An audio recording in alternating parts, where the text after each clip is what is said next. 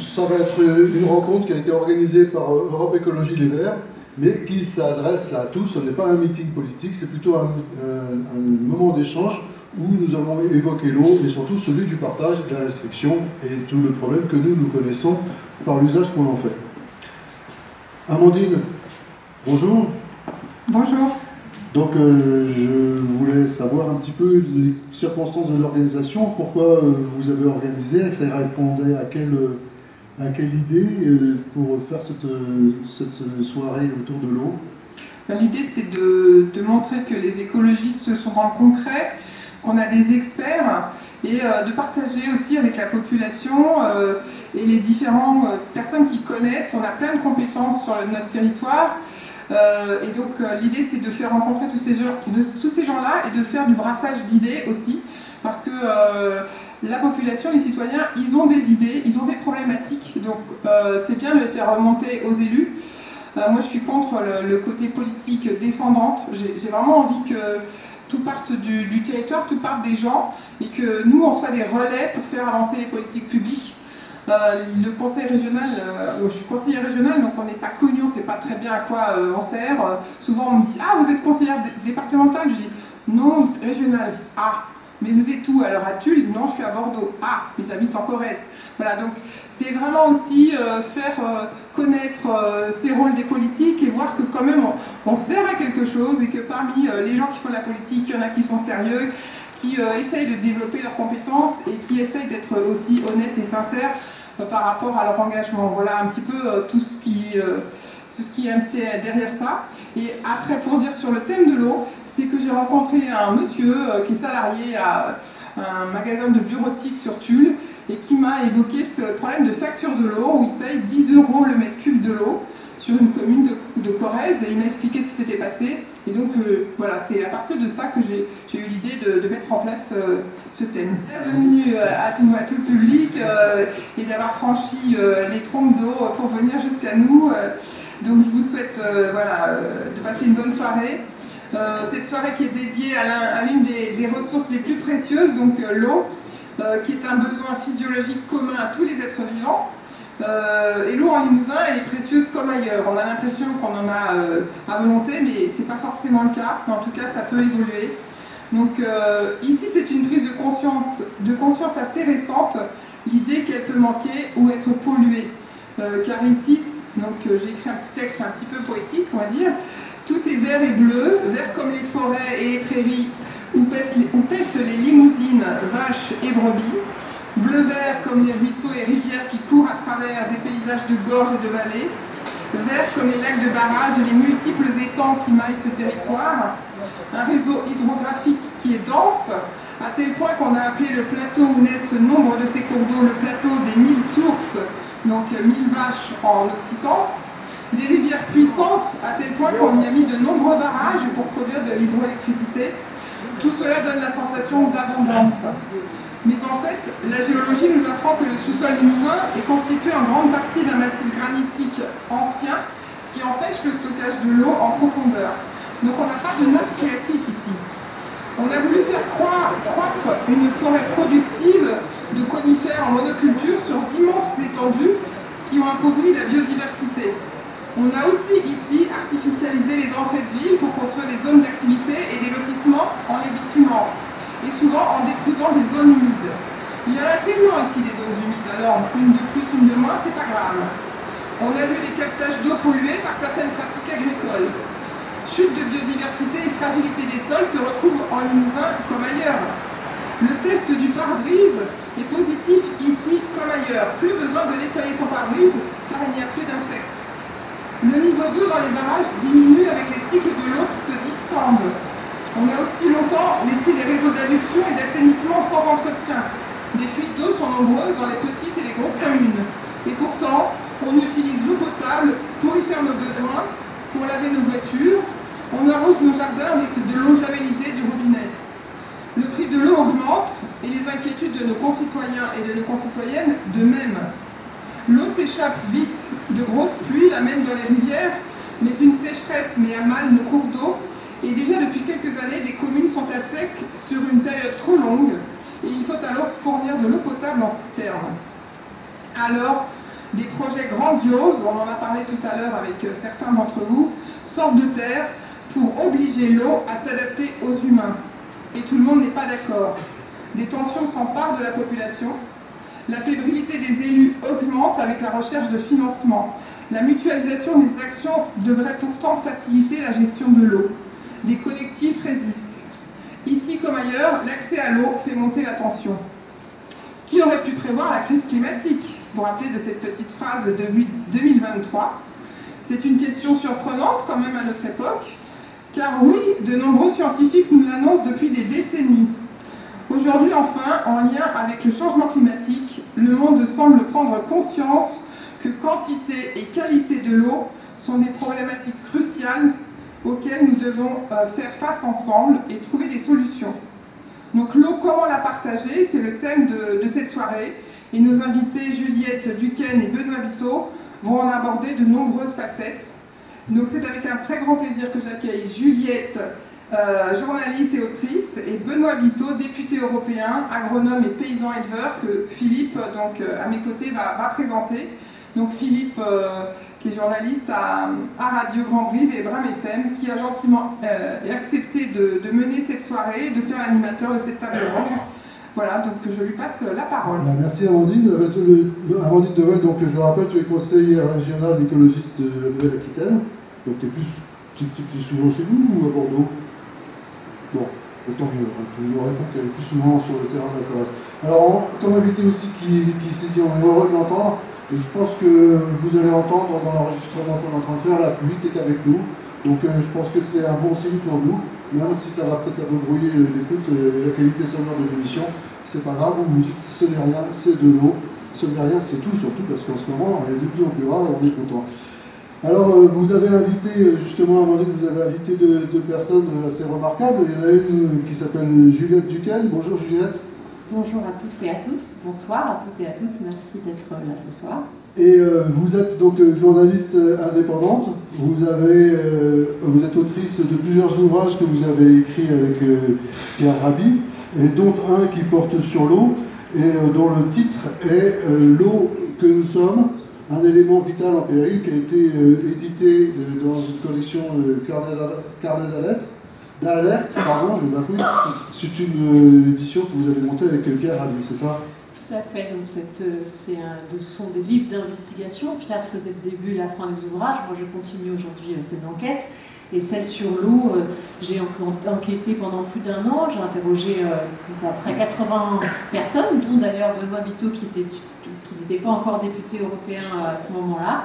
J'ai interrogé aussi beaucoup de chercheurs. En France, on a la chance d'avoir une recherche très importante sur le sujet de l'eau. J'ai interrogé de Veolia à Suez, à la FNSEA, aux agriculteurs, à d'autres paysans, aux associations environnementales.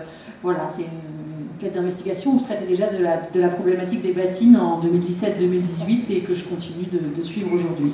Alors vous avez évoqué Benoît Biteau, donc c'est justement celui qui est à votre gauche pour nous parler un petit peu du terrain, puisque vous êtes agriculteur, mais aussi du terrain politique, parce que vous avez été élu en 2019 comme député européen. Donc on va y avoir les aspects pratiques et les aspects politiques aussi du problème de l'eau. Juliette Duquesne, on va aborder le premier thème, c'est d'abord une question de vocabulaire. Qu'est-ce qu'on fait de l'eau? Oui, la différence entre utiliser et consommer, c'est ça? C'est ça. Oui, c'est vrai que je ne sais pas si vous avez déjà entendu dans le débat public, moi je fais souvent aussi des fois des débats où on peut se retrouver face au lobby de l'agroalimentaire et autres, et parfois dans le débat public on mélange deux termes qui sont utilisés et consommés, et ça fait des grosses différences de chiffres, et donc c'est peut-être pas mal de commencer par ce point pour, peut-être que vous êtes un public averti ou que vous connaissez déjà la différence, mais c'est un point essentiel. Quand on utilise l'eau, ça veut dire quand on se lave les mains, on utilise l'eau, l'eau elle repart dans le système. Et consommer l'eau, la plante en grande partie va consommer l'eau, pas complètement, mais en grande partie. C'est pour ça qu'en France, le plus grand utilisateur de l'eau, c'est le nucléaire. On ne va pas partir sur un débat sur le nucléaire parce que là, on en a pour très longtemps, mais c'est le nucléaire, et le plus grand consommateur d'eau, c'est l'agriculture. Donc 58% de l'eau en France est consommée par l'agriculture et 80% l'été. dans le monde, entre 80 et 90% de l'eau est consommée par l'agriculture. Bien sûr, c'est des ordres de grandeur, hein. L'eau c'est un flux, donc c'est pas toujours très simple de calculer, mais les ordres de grandeur que je vous donne, c'est les chiffres qui sont communs, voilà, les différentes sources concordent pour donner cette thématique-là, et ça me semble important de le rappeler pour voilà, savoir avoir les grands ordres de grandeur, et c'est un point qui est essentiel. Et ce sont quand même, on en reparlera aussi, je pense, tout à l'heure, mais c'est une consommation d'eau qui a énormément augmenté, on en reparlera tout à l'heure, au cours du XXe siècle. Alors justement, on a quelques chiffres, mais avant de parler des chiffres, il y avait quelque chose qui m'a surpris, c'est que vous disiez consommer et utiliser. Alors, quand on boit un verre d'eau, on consomme, quand on se lave les mains, on utilise. C'est à peu près ça, je schématise, mais dites-moi, pour qu'on puisse avoir comme ces deux notions. Alors, bonjour à tous, c'est la première fois que je prends le micro, bonjour à tous, merci d'être venus. Pas complètement, parce que quand on boit de l'eau, notre corps humain va bien sûr l'utiliser, mais il va en restituer une grande partie par l'urine qu'on va restituer. Donc c'est pas la même. On est d'accord que celle qui est là n'est pas celle que vous retrouvez au rez-de-chaussée. Mais il y a une restitution assez rapide, et donc on ne peut pas considérer que l'eau qu'on boit soit complètement une consommation. C'est un prélèvement, mais ce n'est pas une consommation au même titre que l'agriculture. La différence est nette. Et moi je commence souvent aussi par cette subtilité qu'il y a entre prélèvement et consommation, parce que c'est pas du tout la même chose. Et effectivement, quand on regarde les choses par l'angle de la consommation, c'est pas contestable que l'agriculteur est le premier consommateur. Et moi je voulais redonner d'autres chiffres, parce qu'il faut aussi épingler ceux qui méritent d'être épinglés. Moi, quand j'entends un président de la République, une première ministre, un ministre de l'Agriculture, voire même un ministre de l'Écologie, nous dire qu'il n'y a pas d'agriculture sans irrigation, je trouve ça parfaitement méprisant, voire insultant, pour les 94% d'agriculteurs qui ne sont pas irrigants. C'est-à-dire qu'en vérité, la consommation et les chiffres de consommation qu'a évoqué Juliette ne concernent que 6% des agriculteurs. Seulement 6% des agriculteurs ont accès à l'irrigation. Et donc ça amplifie les données qu'a donné Juliette, parce que 58% d'eau consommée par les agriculteurs, ça c'est sur l'année civile, 80% de la consommation en été, réalisée par 6% des agriculteurs, 6% d'une population qui représente plus que 1,5% de la population totale. C'est-à-dire que 6% d'1,5% de la population totale consomme en été 80% de la ressource en eau douce.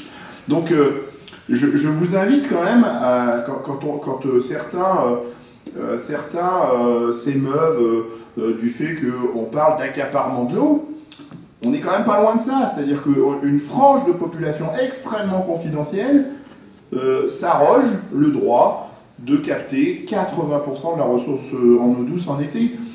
C'est quand même des chiffres qui doivent nous faire réfléchir, et j'insiste, pour faire partie des 94% d'agriculteurs qui ne sont pas irrigants, que ces propos qui consistent à dire qu'il n'y a pas d'agriculture sans irrigation restent parfaitement insultants pour cette frange de population. Alors, qui sont les, pas de nom, hein, mais qui sont les 6% justement qui consomment quel genre d'agriculture, où est-ce qu'ils se trouvent, et sur quel bassin ils pompent l'eau?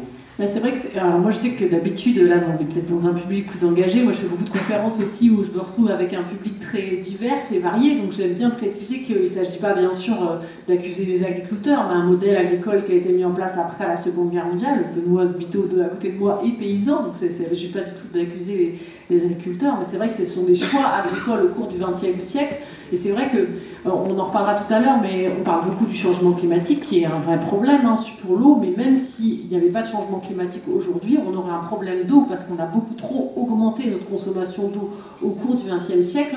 Les prélèvements ont augmenté 1,7 fois plus vite que la population, et ce sont notamment donc, des choix agricoles, donc, notamment le maïs. On sait qu'il y a les surfaces irriguées, alors elles ont triplé en France entre 1970 et 2000.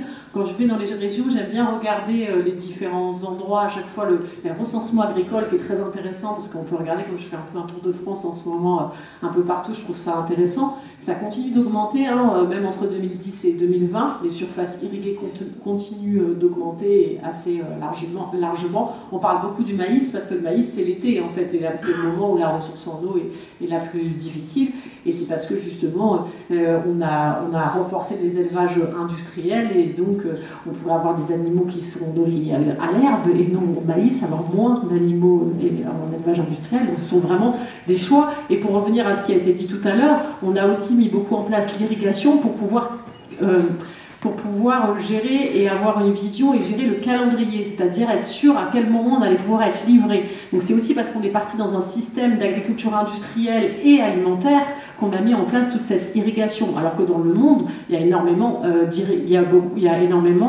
bien sûr, d'agriculture pluviale. Après, on en reparlera tout à l'heure, ça ne veut pas dire qu'il ne faut pas du tout d'irrigation, on pourrait réfléchir à des systèmes d'irrigation. Je vais bien donner ce chiffre. Alors, on vous donne beaucoup de chiffres au début, mais c'est quand même intéressant pour avoir un état des lieux. Ça donne quelques repères, parce que c'est vrai que c'est des chiffres qui sont quand même extraordinairement...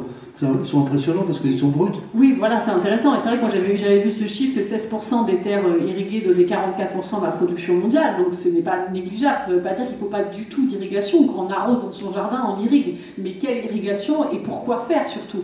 Et je pense que à chaque fois, ce dont on va parler, je pense aujourd'hui aussi avec les bassines, c'est à quelle destination cette eau va être produite. Parce qu'en plus, on a le problème de la pollution qui se couple souvent et qui est centrale dans la thématique de l'eau.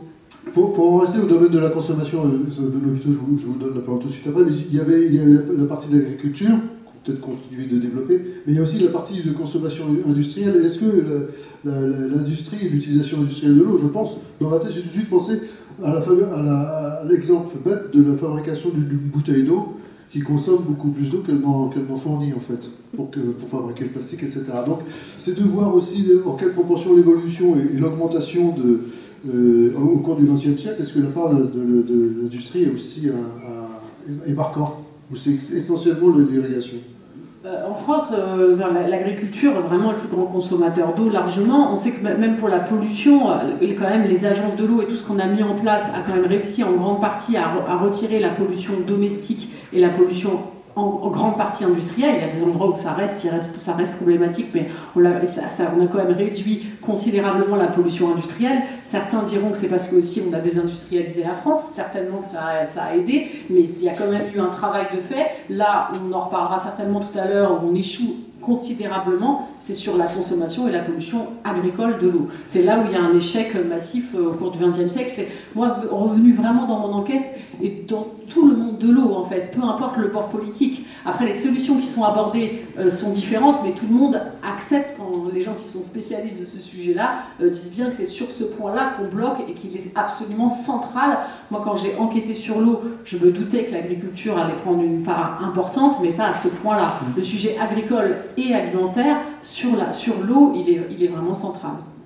Benoît Vito, je vous donne la parole, mais une question qui va être dans ce passage, c'est vous, en tant qu'agriculteur, vous avez quel process pour avoir fait des économies? Et est-ce que, parce que c'est une exploitation que vous donnez de votre père, si est-ce qu'il y a eu des progrès? Est-ce que les méthodes ont fait évoluer les choses?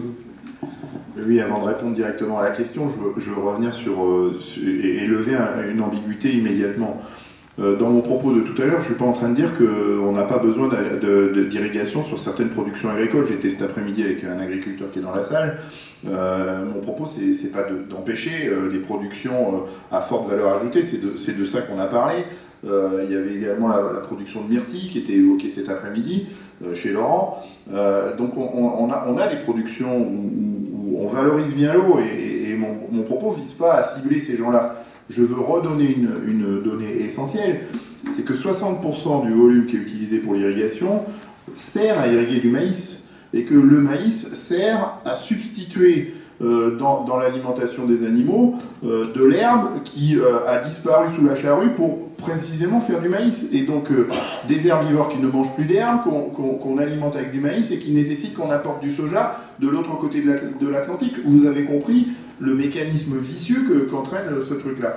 Et j'invite à la réflexion, si on enlève de l'équation de la gestion de l'eau les 60% de volume qui sont mobilisés par le maïs, alors qu'on a des solutions alternatives au maïs et à l'irrigation du maïs, et ça va me permettre d'embrayer sur ma propre expérience, vous avez tout de suite compris que quand on enlève 60% des volumes de l'équation de la gestion de l'eau, on a quand même une marge de manœuvre pour résoudre le problème du partage de l'eau qui est quand même assez colossal. Et puis rappeler aussi que ceux qui utilisent l'eau pour irriguer du maïs sont les mêmes que ceux qui ont capté toutes les aides publiques de la PAC, parce que sur ce sujet de l'eau, il y a toujours un angle mort, c'est l'argent public. Et moi je tiens à rappeler qu'on gère aussi mal l'eau qu'on gère aussi mal l'argent public. Et les constats sont terribles. 80% de l'enveloppe de la PAC est captée par 20% des agriculteurs. Et devinez quoi?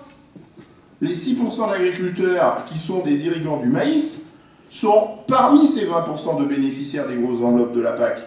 Et donc, c'est probablement pas d'agriculteurs ici en Corrèze que je dise les choses, on est sur une radio locale. Je pense qu'aucun des agriculteurs dont je parle sont concernés par le profil que je viens de décrire. Mais il faut savoir que ça existe.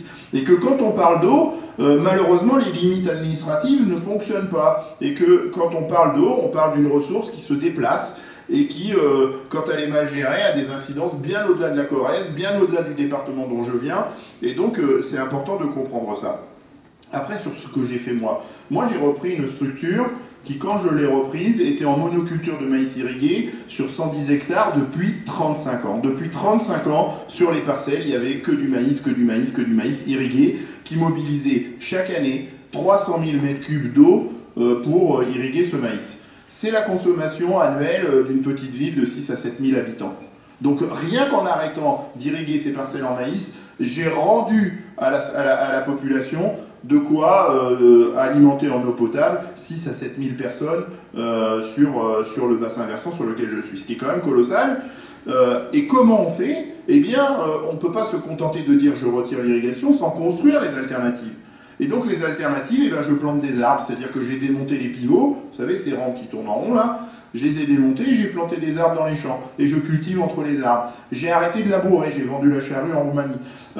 J'ai associé des cultures dans la même parcelle, c'est-à-dire que quand pousse du blé dans ma parcelle, sous le blé, il y a de la févrole, il y a des lentilles, voilà, il y a une autre espèce qui pousse dessous. J'ai choisi des ressources génétiques qui ne sont pas les ressources imaginées par les grands semenciers, qui ont standardisé, homogénéisé la ressource génétique et qui pensent que en Charente-Maritime, la même ressource va fonctionner que si j'étais en Asie ou en Amérique. Et parce que j'utilise ces ressources rustiques et ces variétés anciennes, et bien quand je les mélange, ça fonctionne très bien. Et puis, il y a un autre paramètre très important, c'est la fertilité du sol. C'est-à-dire que je n'ai jamais de sol nu, j'entretiens la fertilité du sol. Et c'est ça le principal capital de la réussite de mon modèle, qui fait que quand on entretient la fertilité du sol, eh bien on entretient aussi la réserve utile du sol, et donc on a des solutions qui s'avèrent extrêmement efficaces. Et la conjugaison de toutes ces solutions font que, effectivement, on rivalise en productivité avec ceux qui, à côté, continuent d'irriguer du maïs à grand renfort d'engrais de synthèse et de pesticides. On pourra faire une autre émission sur la permaculture parce que c'est passionnant, mais on va revenir un petit peu. On s'est parlé d'éronie, mais là, ça c'est une bonne solution qu'on voulait évoquer. On repassera aux solutions en fin d'émission. Je voulais aborder maintenant, après avoir évoqué la consommation et la consommation en France et l'augmentation de l'augmentation, c'est l'augmentation de la consommation. On aborde maintenant une période de raréfication à cause du réchauffement. Et on voit qu'il y a pas mal d'exemples industriels qui avaient bien marché depuis le milieu du XXe siècle, qui ne fonctionnent plus du tout, parce qu'on a gardé exactement les mêmes normes et les mêmes règlements. Par exemple, je prends deux exemples qui viennent, on en avait entendu parler il n'y a pas longtemps, c'est à Volvic, où l'exploitation par Volvic de l'eau minérale, par parenthèse, Volvic est propriétaire de tout ce qui est souterrain des terrains qu'il a achetés, donc en fait il a accès à l'eau, pas les autres. Et donc on s'aperçoit qu'il pompe plus qu'il ne faut par rapport à ce qui reste d'eau dans les nappes en dessous de Volvic. Donc c'est un gros problème qui se soulève avec les gens de Volvic, parce qu'à l'opposé, Volvic emploie 650 salariés du même village. On leur prive d'eau pour leur donner du boulot, donc on est dans des dilemmes incroyables. Donc, et un autre exemple qui m'était venu à l'esprit en préparant l'émission, c'est celle dont on a parlé aussi récemment, c'est en aval du célèbre lac du Serponçon, où il y a ce célèbre barrage, qui a été, avec une installation qui a été faite en 1950, qui séparait les eaux dans deux vallées différentes, qui avaient des besoins à l'époque qui étaient salles du milieu du XXe siècle qui ne sont pas les mêmes aujourd'hui, et l'installation de l'époque ne va plus du tout pour pouvoir la répartition entre la vallée du Verdun, et la Durance. Donc ces deux exemples pour évoquer, et vous, Juliette Ducan, dans votre enquête, dans votre investigation, vous avez vu plein de soucis qui sont nés de la raréfaction de l'eau. Oui, c'est vrai qu'on parle beaucoup du changement climatique. Bien sûr que le changement climatique a un impact considérable sur l'eau. Alors, il ne va pas avoir moins d'eau sur la planète. Des fois, on a tendance un peu à mélanger. Il y a des endroits où il va y avoir plus d'eau, des endroits où il va y avoir moins d'eau. Alors, ce qu'il faut savoir aussi, j'ai repassé pas mal de coups de fil, parce qu'on a tellement entendu parler eau et changement climatique ces derniers mois que j'ai repassé des coups de fil aux chercheurs avec qui j'avais beaucoup travaillé. On arrive beaucoup plus à prévoir les températures que la pluviométrie. Donc, les modèles justement algorithmiques qu'on utilise sont moins bons pour les prévisions, pour prévoir la pluie. On sait qu'il y en aura par exemple sur tout le bassin méditerranéen, qu'il y aura moins d'eau sur tout le bassin méditerranéen, mais il y a des endroits où on ne sait pas forcément. Alors globalement, le chiffre qui est souvent donné, qui est repris dans plusieurs études et dans plusieurs données, c'est qu'en France, le débit moyen des rivières devrait diminuer de 10 à 40% d'ici 2050. Donc, ce qui est quand même pas du tout négligeable, ce qui est bien sûr considérable. Si on veut réduire l'impact du changement climatique, on a quand même une solution, c'est de réduire nos émissions de gaz à effet de serre considérablement. Donc ça, c'est déjà un premier point. Et moi, ce qui est aussi quand même beaucoup apparu, et je vous l'ai évoqué tout à l'heure lors de cette enquête, c'est qu'il faut faire vraiment très attention dans la façon dont on pose le changement climatique. Parce que c'est, quand j'ai interrogé par exemple la FNSEA et même d'autres acteurs qui ont des activités, qui ont des intérêts financiers ou marchands, avec des activités qui sont liées à l'eau, aujourd'hui, au lieu de se dire on va réduire notre consommation d'eau, on a tendance à dire à cause du changement climatique, on doit trouver des nouvelles ressources, en plus on utilise ce mot-là, ce qui est quand même symbolique, de nouvelles ressources en eau. Et ça, c'est un point essentiel. Et du coup, on va se retrouver, au lieu de revenir sur les causes, on va essayer de trouver des façons de s'adapter au changement climatique. Alors peut-être qu'il faut qu'on s'adapte un peu, mais je pense qu'il faut surtout qu'on réduise les causes. Et en fait, ça nous fait dévier à chaque fois du sujet. Je vais vous donner quelques exemples.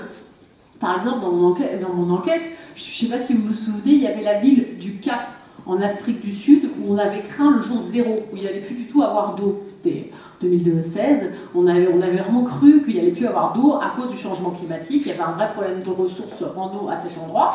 Et quand on enquête un peu sur le sujet, oui, il y avait un problème dû au changement climatique, mais déjà sur place, il y avait une mauvaise gestion de l'eau, une mauvaise répartition, on est sur le partage, parce que les touristes avaient beaucoup plus accès à l'eau que tous les gens qui étaient dans les bidonvilles autour de la ville du Cap.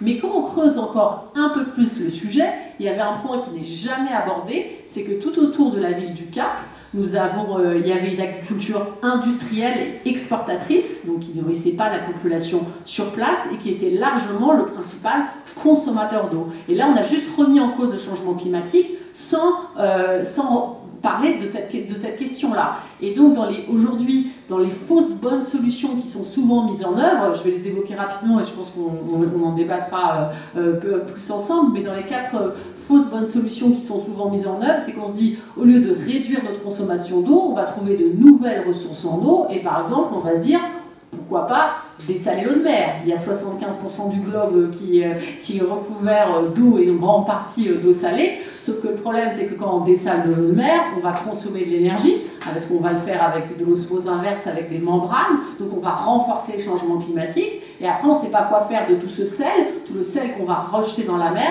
qui vont faire comme plein de petites mers mortes. Ça ne veut pas dire que localement, on peut peut-être le faire de temps en temps, mais ça ne sera pas un sujet global. Dans les autres, moi, ce que je classe dans les fausses bonnes solutions, ça je pense qu'on va en reparler tout à l'heure avec Benoît, il y a les fameuses bassines, qui sont aussi la même chose. On va essayer de trouver une solution pour faire face au changement climatique. Moi, quand j'ai interrogé la FNSEA, c'est ce qu'ils m'ont dit dans l'enquête, c'était beaucoup moins, c'était en 2017-2018, c'était intéressant d'enquêter à ce moment-là, parce que c'était beaucoup moins sensible en fait ce sujet-là, et il disait bah oui, face au changement climatique, on n'a pas le choix, il faut qu'on crée ces bassines. Donc ici, je pense que vous le savez que ça ne récolte pas l'eau de pluie, mais que ça prend l'eau dans les nappes phréatiques ou les rivières, et donc là, en grande majorité pour irriguer du maïs, dont on parlait tout à l'heure. Et c'est la même chose, comme à chaque fois, au lieu de changer en profondeur les structures, on va trouver des solutions qui sont des fausses fausses bonnes solutions qui vont en plus coûter de l'argent, hein, 70% financé par de l'argent public pour les 16 bassines des Deux-Sèvres. Donc on va se retrouver dans cette solution-là. Et en France, il y a plein de projets hein, en ce moment de bassines. Il n'y a pas que ces projets des Deux-Sèvres. J'ai pas mal aussi enquêté dans l'Hérault, où en ce moment il y a des projets de bassines pour irriguer des vignes, alors qu'avant on n'irriguait pas les vignes. Il y a de plus en plus de vignes qui sont irriguées. Et c'est la même chose, on dit pour faire face au changement climatique, nous allons irriguer. Ça, on en reparlera peut-être tout à l'heure des bassines. Je donne juste les deux autres fausses bonnes solutions qui sont souvent mises en avant, même par le plan eau du gouvernement. C'est notamment réutiliser les eaux usées. Alors, je ne le mettrai pas sur le même plan que les bassines parce que c'est moins grave que de faire des bassines, il y a moins d'accaparement. Mais réutiliser les eaux usées, ça ne va pas être la solution à tous nos maux. Hein. Réutiliser les eaux usées, déjà, par exemple, on donne souvent l'exemple de l'Espagne qui réutilise beaucoup les eaux usées. Alors, si l'Espagne était un pays exemplaire sur l'eau, ça se serait, parce qu'ils ont complètement vidé leur nappe pour justement l'agriculture industrielle. Et ce qu'il faut savoir, c'est très intéressant et très révélateur de notre rapport à l'eau, de se dire que si une eau qui repart dans la nature, c'est une eau perdue. C'est-à-dire qu'on pense que l'eau qui part après des stations d'épuration, c'est une eau perdue. Mais au contraire, une eau qui part dans la nature, dans les zones humides et qui suit le cycle de l'eau, ce n'est pas du tout une eau perdue. C'est une eau qui va faire... Surtout en été. C'est une eau qui va faire vivre la biodiversité. Alors des fois on me dit oui, mais dans certains endroits ça repart directement dans la mer.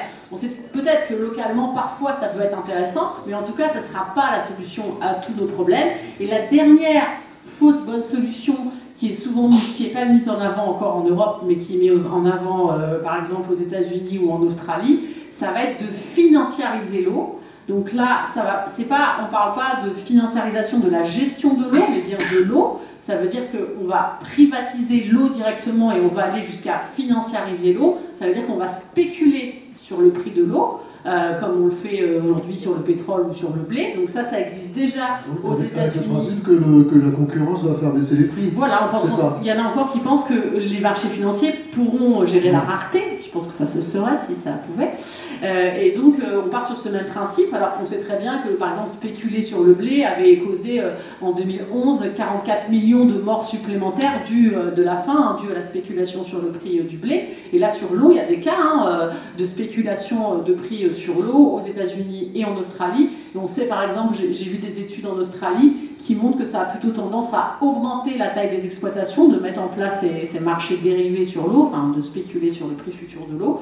Et donc ça, voilà, ça fait partie des solutions que je classe dans les fausses bonnes solutions. Oui, parce qu'on va avoir le souci de rentabiliser son achat et donc on va essayer de l'utiliser de façon industrielle et avec un rendement maximum. Bah là, on est... Parce que je comprends pas bien,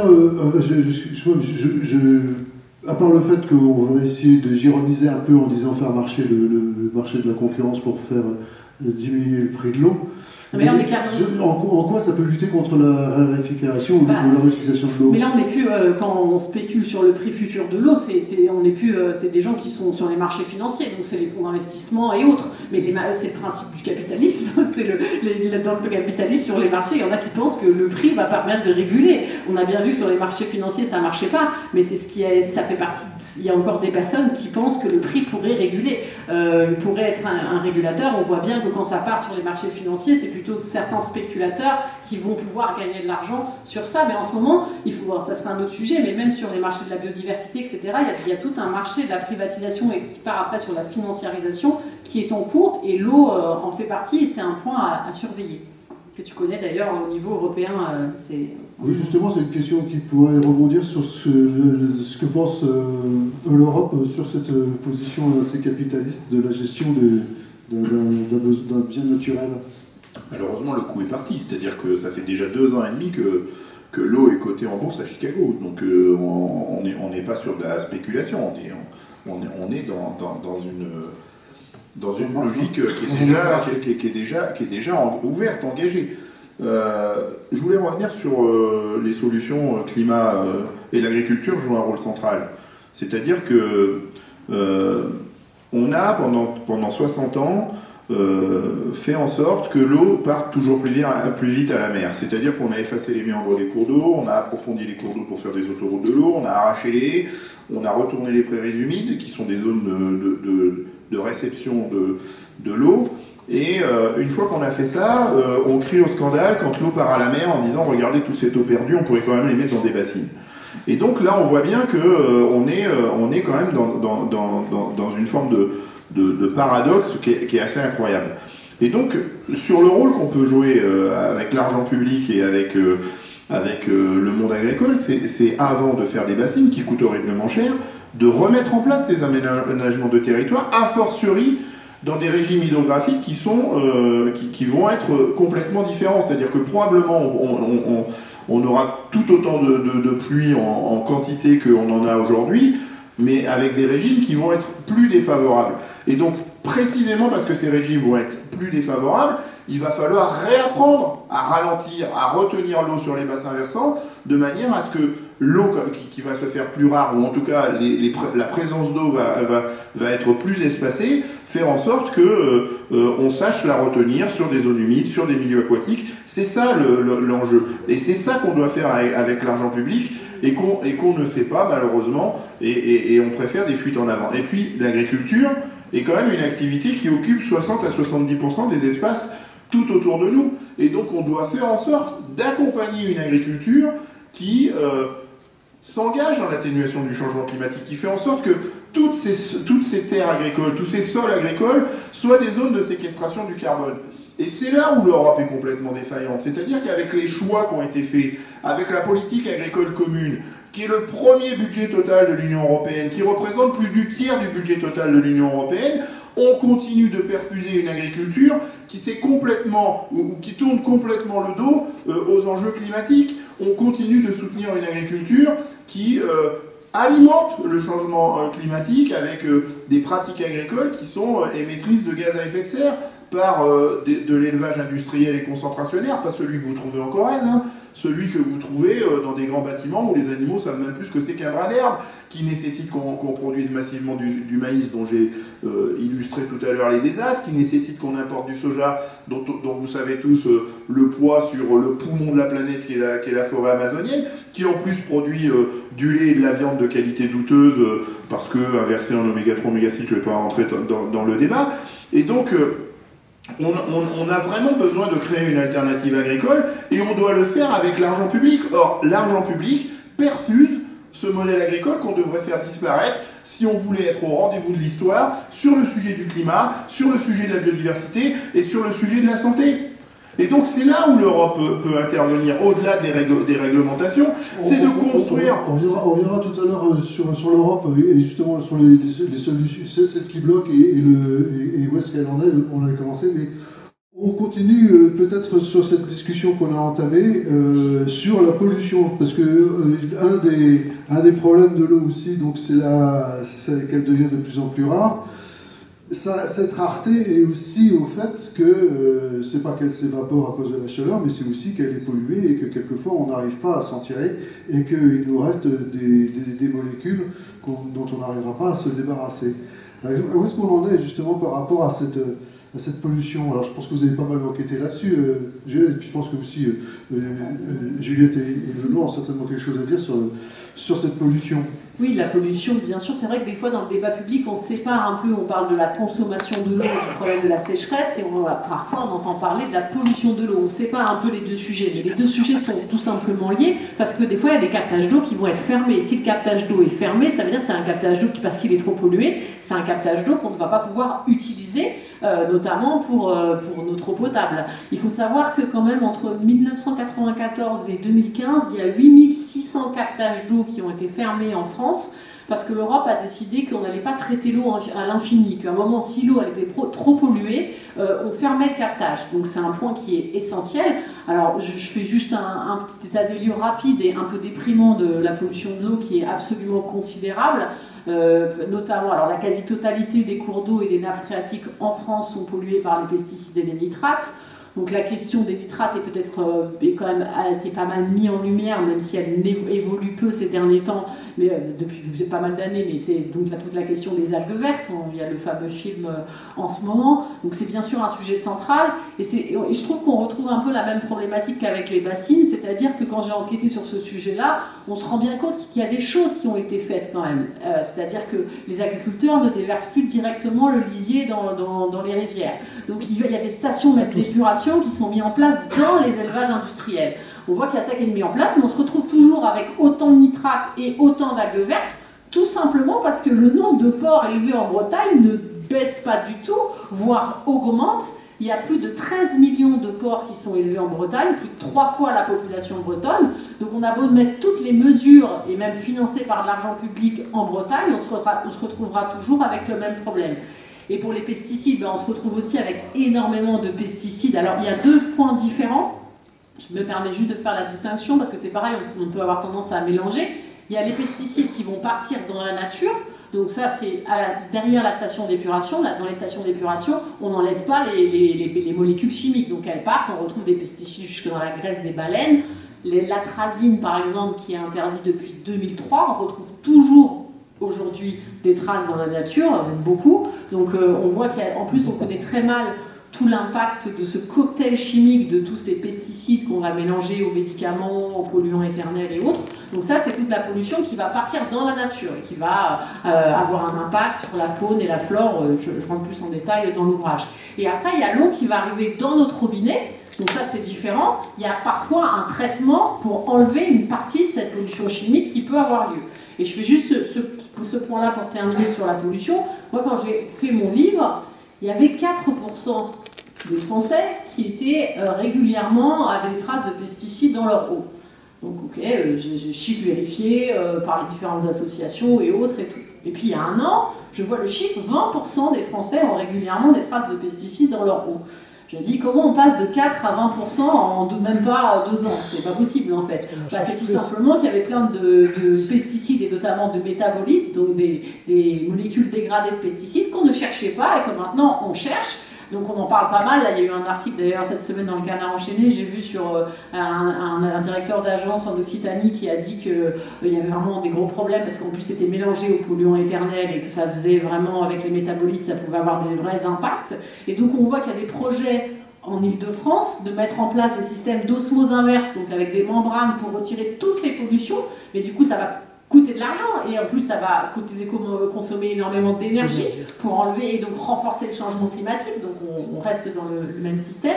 Et donc là on se retrouve vraiment avec un sujet qui est central parce qu'on se retrouve... Alors il faut quand même être honnête, ça ce point j'aime quand même bien le préciser, il y a quand même beaucoup plus de pesticides dans l'agriculture, dans la nourriture industrielle que nous mangeons que dans l'eau, même si voilà, mais il n'empêche que l'eau n'a pas le choix, c'est l'eau qui arrive à notre robinet et c'est un point essentiel. Et plus on va chercher de molécules et de pollution dans l'eau, plus on va en trouver. Ça c'est évident.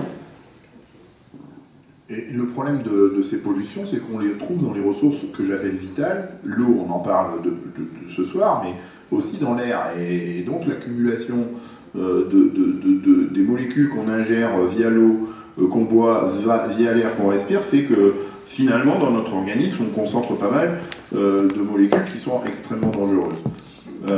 Là encore une fois l'Europe est défaillante, c'est-à-dire qu'au travers d'un collectif qui s'appelle Sacré Toxique, on a interpellé l'Union Européenne sur le fait que les procédures d'homologation de ces molécules, notamment sur leur dangerosité sur la santé humaine, n'était pas respectée. C'est-à-dire qu'on a une règle, on a des lois qui imposent un certain nombre d'évaluations, et ce que reconnaît l'Agence sanitaire européenne, c'est qu'ils lâchent des molécules, ils les autorisent, ils les homologuent, alors qu'ils n'ont pas réussi à finaliser complètement toutes les évaluations, et sur la biodiversité, et sur la santé, et notamment les évaluations sur l'exposition à long terme.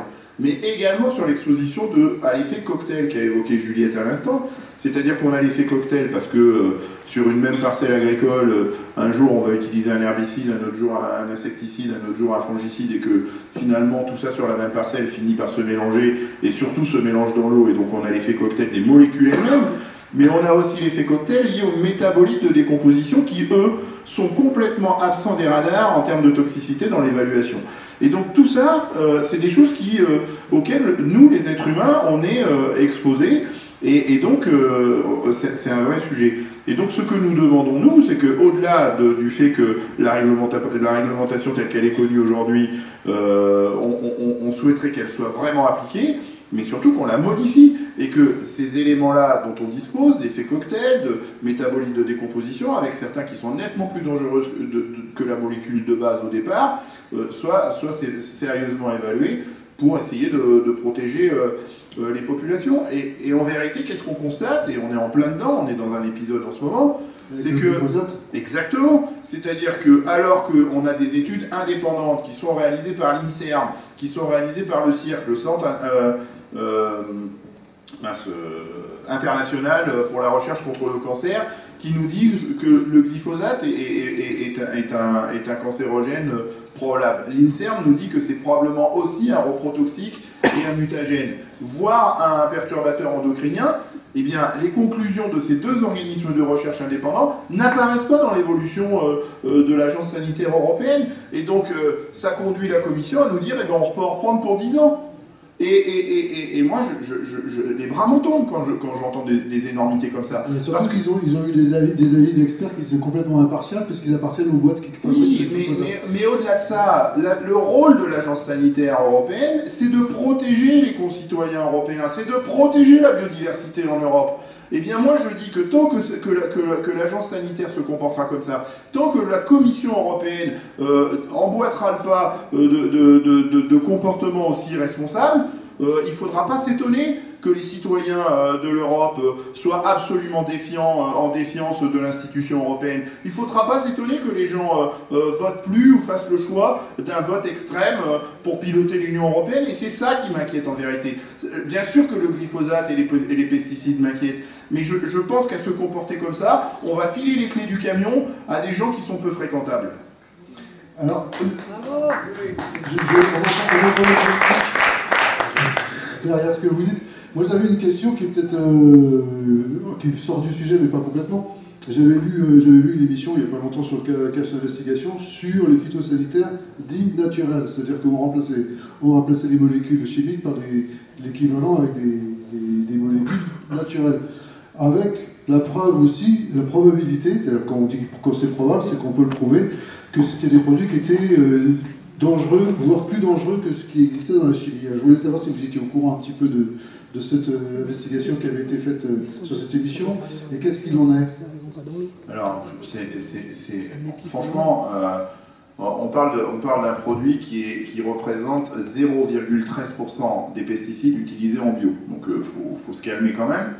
Je ne comprends pas d'ailleurs que l'interprofession des bio n'ait pas interdit cette molécule depuis très longtemps, parce qu'on n'en a vraiment pas besoin. On n'en a vraiment pas besoin.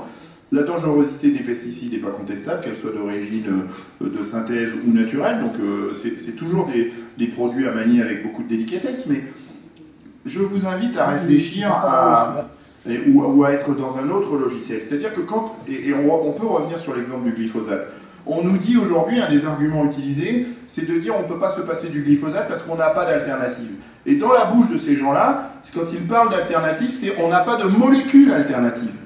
Sauf que les alternatives au glyphosate, c'est pas une nouvelle molécule dont on découvrira dans 15 ou 20 ans qu'elle est peut-être encore plus toxique que le glyphosate lui-même. C'est pas ça l'alternative au glyphosate. L'alternative au glyphosate, ça s'appelle l'agronomie. C'est une science qui s'appuie sur la fertilité des sols, sur un écosystème agricole parfaitement en équilibre. Et ceux qui pratiquent, et on a suffisamment de recul pour dire que ça fonctionne, ceux qui pratiquent l'agronomie savent que moins on utilise de pesticides, plus on avance vers des équilibres agronomiques qui fonctionnent. Et le top, c'est quand on n'en utilise plus du tout, qu'il soit de synthèse ou naturel. Donc c'est ça la vraie réponse. Et puis, encore une fois, il va falloir entendre les citoyens dans les décisions qu'on prend. J'ai eu la chance de présider l'audition de 2 initiatives citoyennes européennes. C'est quoi une initiative citoyenne européenne? C'est une pétition qui est lancée par des citoyens, et à partir du moment où ils donnent le top départ, ils ont 1 an pour collecter plus d'1 million de signatures réparties sur au moins 6 États membres. Je ne vais pas vous raconter les auditions de toutes les ICE que j'ai eu le plaisir de présider, mais j'en ai présidé une qui s'appelait « Sauvons les abeilles, sauvons les paysans ». Pendant 4 heures, j'ai vu défiler des scientifiques nous expliquer que plus on s'éloignait de l'utilisation des pesticides, qu'ils soient de synthèse ou naturels, plus on préservait la vie des paysans. Plus on s'éloignait des pesticides, plus on préservait la biodiversité. Plus on s'éloignait des pesticides, plus on trouvait de la rentabilité sur les structures agricoles, sur les fermes agricoles, et que ceux qui s'en sortaient le mieux, c'est ceux qui n'en utilisaient plus. Plus on s'éloignait des pesticides, plus vite on avançait vers la souveraineté alimentaire. En plus, ça coûte très cher ces produits. Mais oui, mais la souveraineté alimentaire, tout le monde en parle, y compris notre ministre de l'Agriculture, il parle de la souveraineté alimentaire, il n'a même pas un échantillon sur lui, il ne sait même pas de quoi il parle. Eh bien moi je vous le dis, aujourd'hui, la science nous éclaire suffisamment pour dire qu'on peut s'en passer. Et si on revient sur le sujet de l'eau, le jour où on effacera l'utilisation des pesticides, et on a des expériences probantes, je pense à celle de Munich, je pense à celle de New York, qui nous font la démonstration que plus on recule sur les pesticides, plus on préserve l'eau, et mieux on préserve la santé, mieux on préserve la biodiversité, et donc véritablement on allume un cercle vertueux. Voilà, donc en vérité la route est droite, c'est juste la pente qui est un peu raide, et si elle est raide, c'est parce qu'il n'y a pas de volonté et de courage politique pour prendre les bonnes décisions.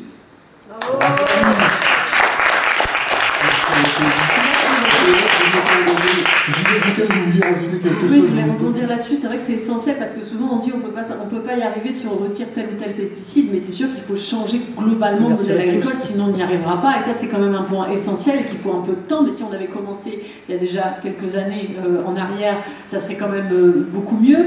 Et c'est vrai que moi, dans mon enquête aussi, dans mes investigations, j'ai été voir dans les zones semi-arides. Et là, on voit que ça fonctionne bien. Justement, on peut cultiver avec beaucoup moins d'eau. Dans les zones semi-arides, les pratiques agroécologiques permettent de multiplier de 5 à 10 fois la capacité de rétention d'eau des sols. J'ai notamment interrogé des agriculteurs via un journaliste sur place au Burkina Faso ou au Mali qui utilisaient 2 fois moins d'eau depuis qu'ils étaient passés aux pratiques agroécologiques. En Mauritanie aussi, où je suis allée, on voit que ça fonctionne. Et là, c'est carrément pour vivre, en fait, parce que sinon, ils n'ont pas le choix. Alors, il y a tout un système. On va cultiver sous les palmiers dattiers. On va mettre un système de diguettes qui vont retenir l'eau. Il y a tout un système à mettre en place. Ça prend un peu de temps, il faut se former. Mais voilà, ça fonctionne. Et c'est vrai qu'on entend souvent, moi quand je fais, on parle de ça, on entend souvent que oui, mais comment on va nourrir la planète si on change de modèle agricole? Alors déjà, quand on enquête un tout petit peu sur ce sujet, c'est sur un autre livre que j'ai coécrit qui s'appelle Pour en finir avec la faim dans le monde, ce n'est pas l'agriculture industrielle qui nourrit la planète, pas du tout.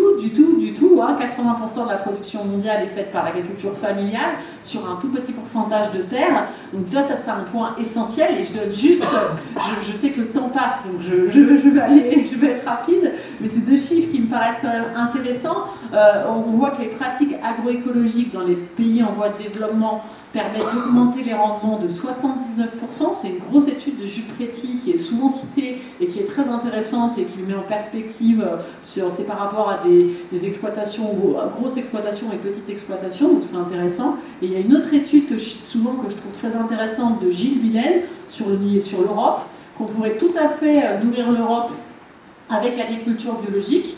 Pour cela, il faudrait manger 50% de viande en moins. Voilà, les animaux qui mangent l'herbe.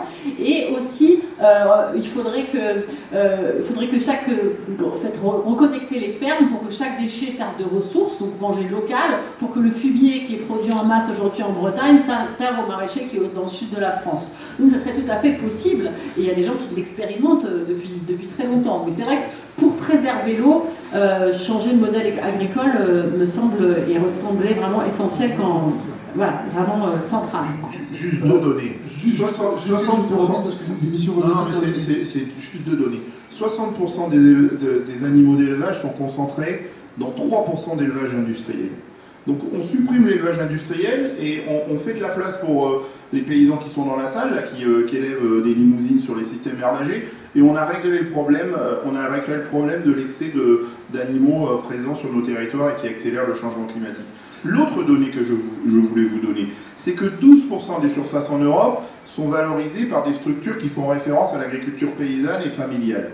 Ces 12% de surface produisent 32% des productions de la ferme Europe. Donc c'est vous dire qu'il faut vraiment en sortir de cette agriculture industrielle, et quand on explore un peu les données, on se rend compte qu'il est urgent d'agir. Alors merci, on va pas avoir le temps de... Oui, je veux bien intervenir là-dessus.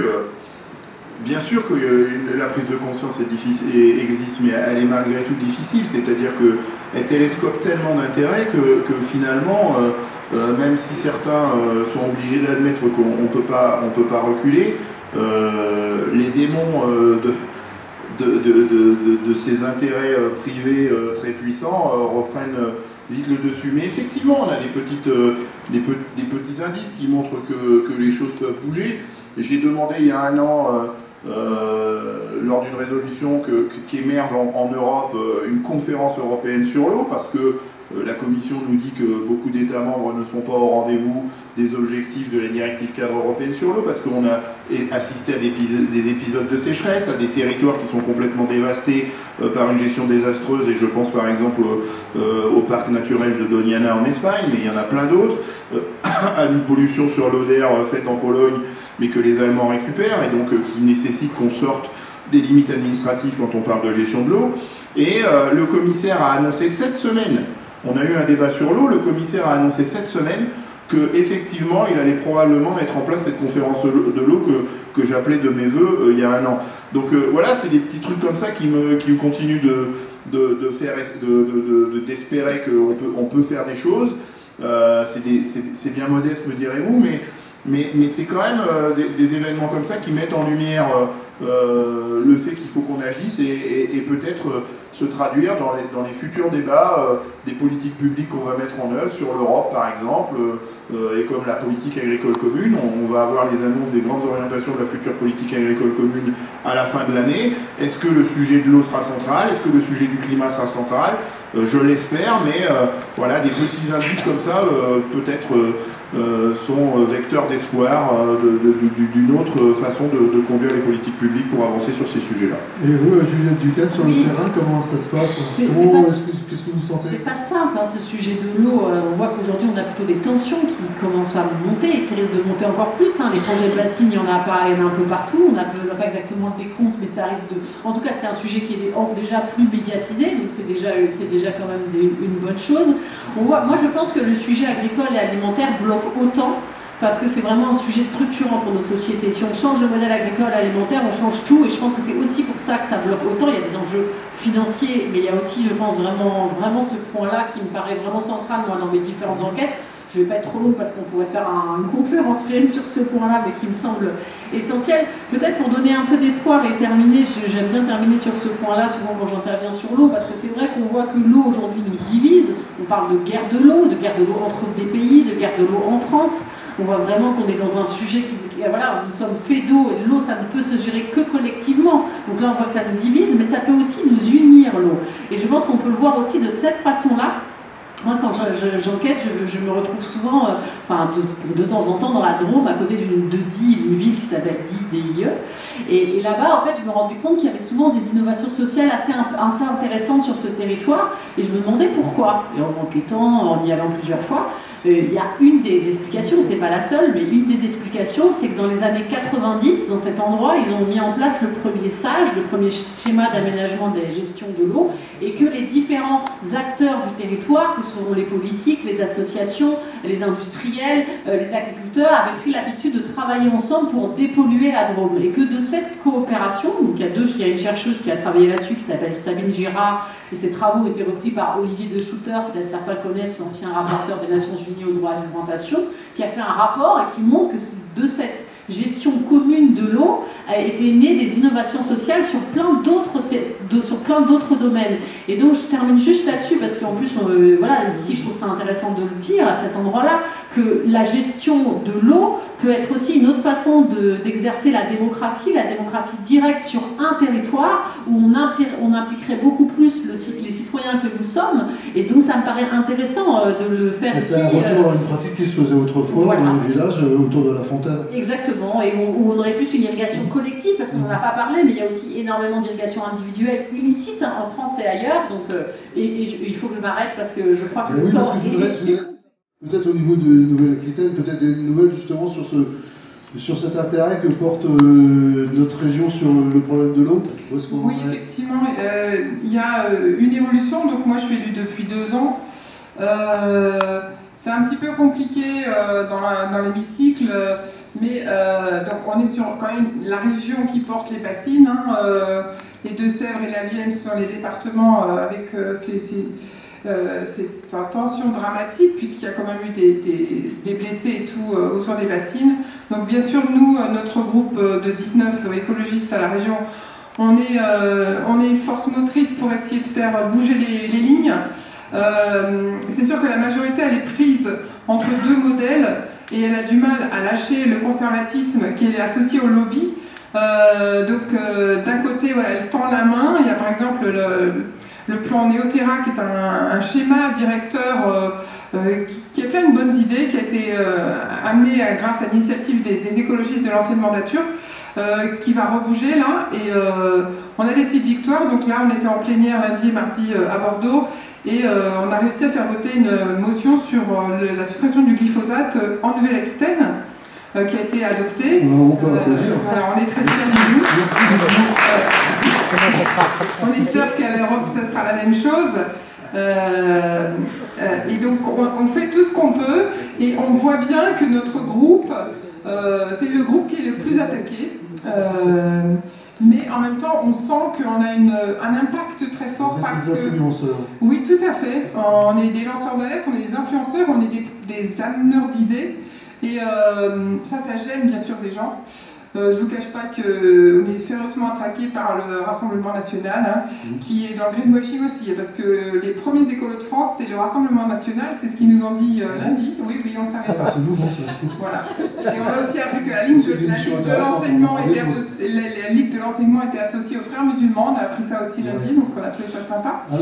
Donc voilà, et pour terminer, moi je voulais remercier nos invités, et j'ai retenu ce qu'a dit Juliette sur l'innovation sociale qui est portée par le sens du collectif. Comme je vous l'ai dit au début, moi je crois vraiment que c'est par les citoyens qu'on peut changer les choses, mais c'est d'abord que les citoyens prennent conscience, et c'est de créer des lieux comme ce soir où on peut se rencontrer. Donc on a eu l'idée des post-it là pour que vous donniez vos idées, et des choses comme ça. Voilà, c'est important de ramener le collectif pour porter l'innovation, pour les changements de modèle, que nos agriculteurs se sentent accompagnés et pas agressés par les réactions citoyennes.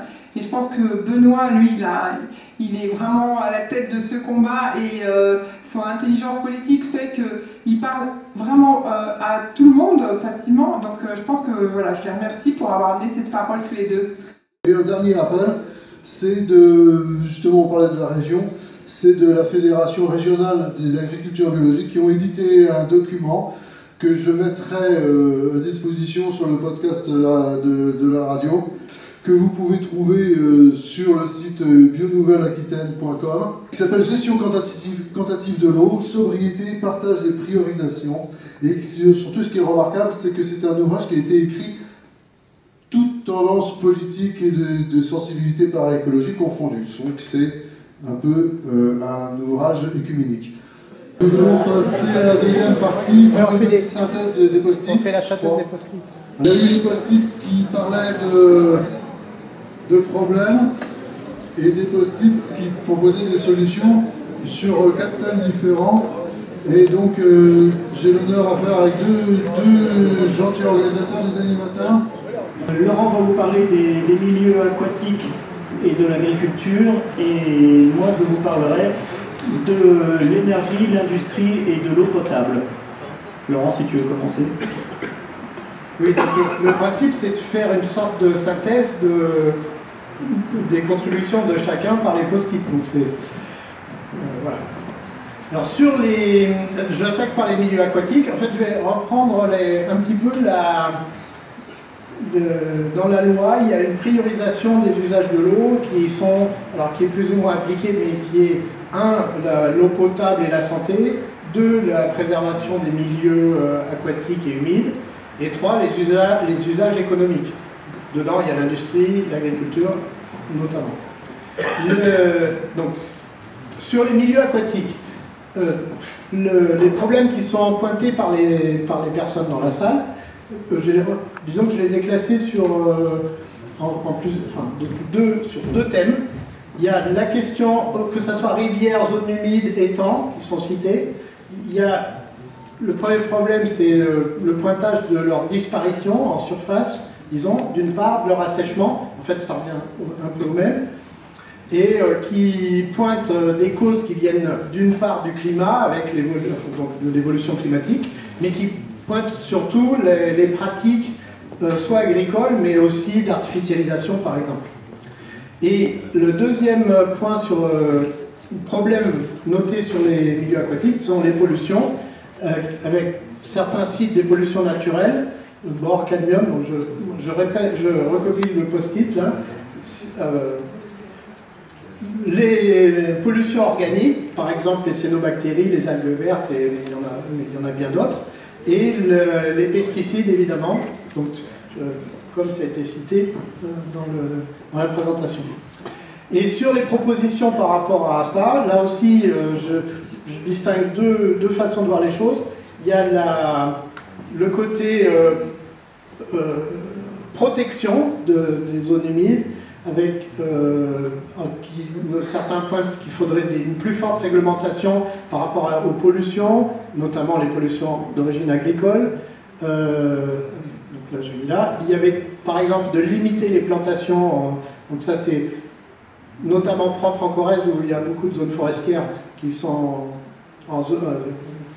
qui diminuent les zones humides, les surfaces, voilà. Et les conflits d'usage par rapport à l'agriculture. Voilà ce qui est pointé, donc il faudrait réglementer par rapport à tout ça. Et après, il y a des propositions sur la restauration, donc remettre en état des zones humides ou les restaurer. Ensuite, tu présentes l'eau potable maintenant ? Ouais. Merci. On fait du recyclage, on est chez les Verts. Donc l'eau potable, je vous ai laissé toute cette file de post-it roses parce que ça m'a frappé quand j'ai dépouillé vos propositions, enfin plutôt le recensement des problèmes. Tout ça, c'est la gouvernance. Vous avez beaucoup insisté sur les problèmes de gouvernance. C'est ce qui ressort vraiment en grande majorité. Les autres problèmes, c'est préserver la ressource. Là, on rejoint le problème des zones humides.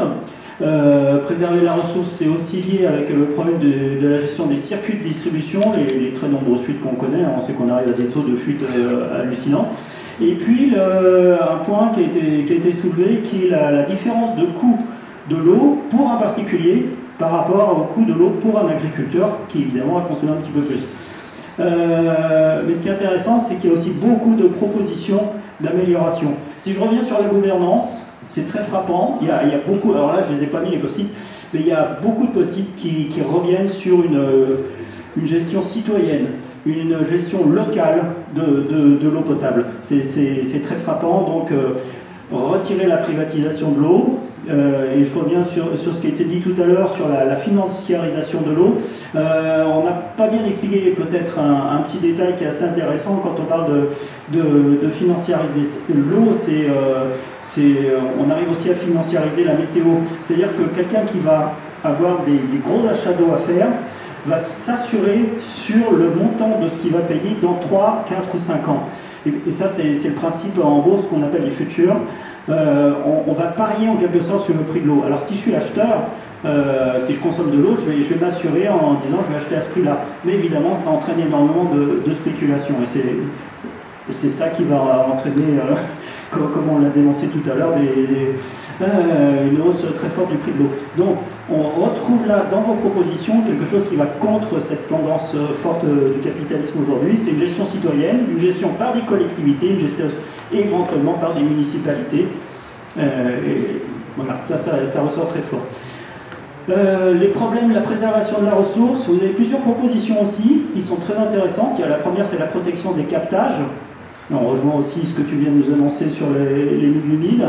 Ralentir le trajet de l'eau. Ralentir le trajet de l'eau, on sait que ça passe par la reconstitution des sols, des haies, des forêts, etc. etc. Mettre en place aussi, pour lutter contre les pertes d'eau, mettre en place des circuits parallèles d'eau non potable. Ça a été dit tout à l'heure, on lave aujourd'hui notre voiture avec de l'eau potable, et vous savez aussi où on la met, où ça ne doit jamais aller. Donc peut-être favoriser le développement des circuits d'eau potable. Et puis mettre en place, pour cette gestion des coûts, mettre en place une facturation peut-être progressive. Je sais que c'est des propositions qui existent aujourd'hui, c'est-à-dire qu'on aurait droit à une certaine quantité d'eau par rapport à son abonnement. Et puis, à mesure qu'on va consommer de plus en plus d'eau, hein, vous remplissez votre piscine tous les deux jours, voilà, vous allez commencer à payer beaucoup plus. Et pour aller avec cette facturation progressive, moi j'ai beaucoup aimé cette proposition d'information et d'éducation à l'usage de l'eau et comment économiser. Voilà, donc des problèmes qui ressortent très nettement et des propositions vraiment intéressantes. Laurent ? Ah ben d'accord. Donc je vous parle de la deuxième partie, c'était, qui m'a échu, c'était l'énergie et l'industrie. Alors ça vous a un petit peu moins inspiré, mais il reste quand même trois thèmes principaux. Il y a le nucléaire qui est apparu, ça a été dit tout à l'heure, le nucléaire est un utilisateur, mais c'est quand même un peu un consommateur aussi. Et puis il y a un petit biais aussi, c'est que la loi qui arrive à avoir un petit peu, bon, on s'arrange parfois, mais enfin interdit aussi de refroidir les centrales nucléaires quand l'eau atteint une certaine température, et c'est des cas qu'on a retrouvés très très souvent ces dernières années. Voilà, et donc ils remontent les seuils évidemment, mais c'est aussi pour ça qu'on avait la moitié des radiateurs nucléaires à l'arrêt l'été dernier. Le deuxième point, c'est les barrages, pour lesquels on relève que la production est un peu fragile, voire en baisse. Et donc, il y a des propositions de gestion publique de ces barrages et pas privée. Et enfin, on rejoint aussi ce que tu as évoqué tout à l'heure, Laurent, la pollution. Même si on constate quand même une baisse de pollution, on voit aussi que la majorité maintenant, enfin, il y a une grosse tendance qui est liée à l'agriculture et bon, le sujet que vous avez largement abordé ensemble tout à l'heure. Voilà, et j'ai gardé un post-it que j'ai bien aimé. Je vais vous le lire. Privilégier l'invention à l'innovation. Et j'aime bien cette réflexion voilà, qui nous amène à remettre peut-être en usage des pratiques qu'on a oubliées.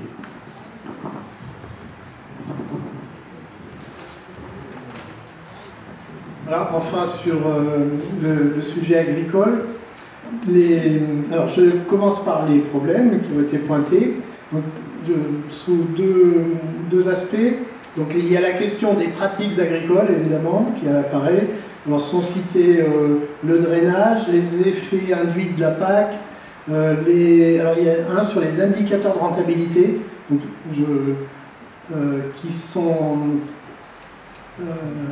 qui induisent des erreurs de raisonnement par rapport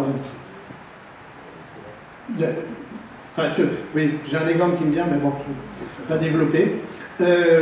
Ensuite, il y avait sur l'évolution de la question de l'eau en agriculture, donc évidemment, la question de plus en plus de pénurie par rapport au climat, le fait qu'il y avait des mauvaises solutions d'adaptation par rapport à ça, dont les bassines sont pointées. Alors, quelqu'un a mis les bouillottes, alors moi j'ai traduit les bassines, mais bon, je sais pas. Est-ce que ça s'évapore?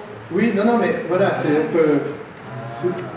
le fait même de stocker de l'eau en plein été, ça la réchauffe et la fait évaporer. Ensuite, ne pas donner la priorité à certaines cultures, évidemment, donc là, on rejoint la question du maïs, et puis éviter l'eau importée, c'est-à-dire que tu citais l'Espagne où il y avait un manque d'eau dans un bassin et on va chercher l'eau dans un autre bassin en versant. Voilà. Alors, du côté des propositions, il y en a là aussi, j'en ai pointé 3, disons.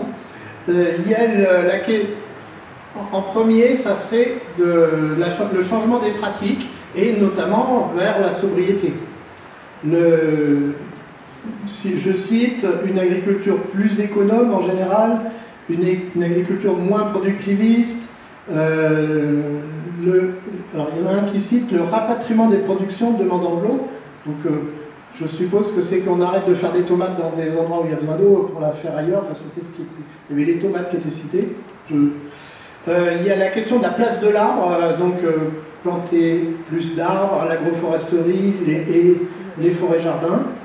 Après, il y en a 3 que je comprends moins, qui proposent les circuits courts, donc ça serait à développer parce que le lien entre circuits courts et eau est à réfléchir.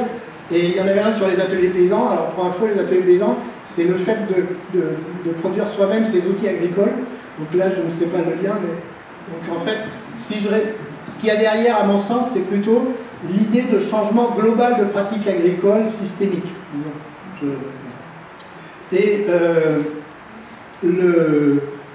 Et du coup, quand on a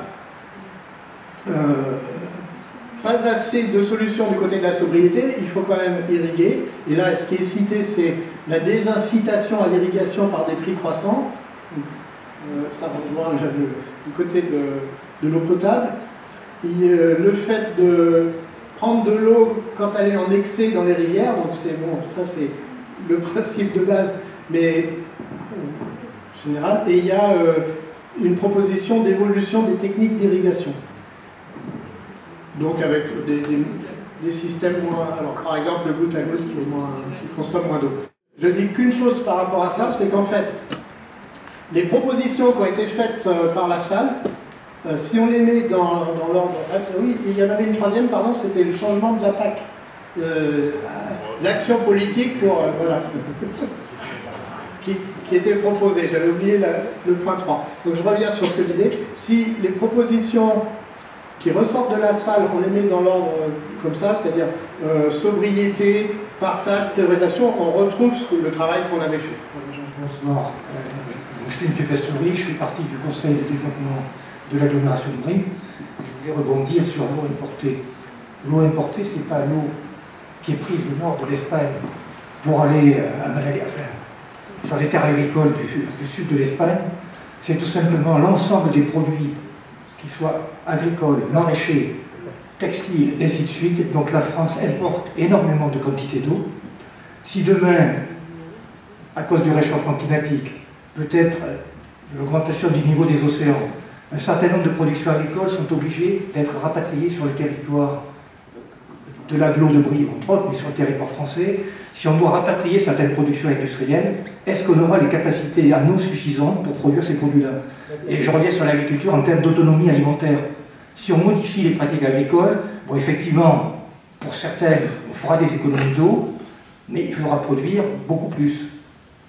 Alors, voilà, c'est une interrogation. Donc, je suis tout à fait d'accord avec ce que vous avez dit sur, effectivement, l'évolution des pratiques agricoles, je les partage. Mais un autre problème, à notre niveau, et qui va aussi avec l'eau, on a augmenté la consommation d'eau en France, au niveau mondial aussi, avec une augmentation importante et constante de la population. Donc tout est lié. Voilà. Donc je voulais rebondir là-dessus. Et par contre, par rapport aux mesures prises qui portent essentiellement sur des économies d'eau, que je partage, qu'il faut effectivement faire, mais ces mesures-là n'agissent pas sur le volume d'eau, enfin, n'agissent pas sur le grand cycle de l'eau. C'est-à-dire qu'on n'agit pas sur une augmentation du volume d'eau qui pourrait être contenu dans le sol.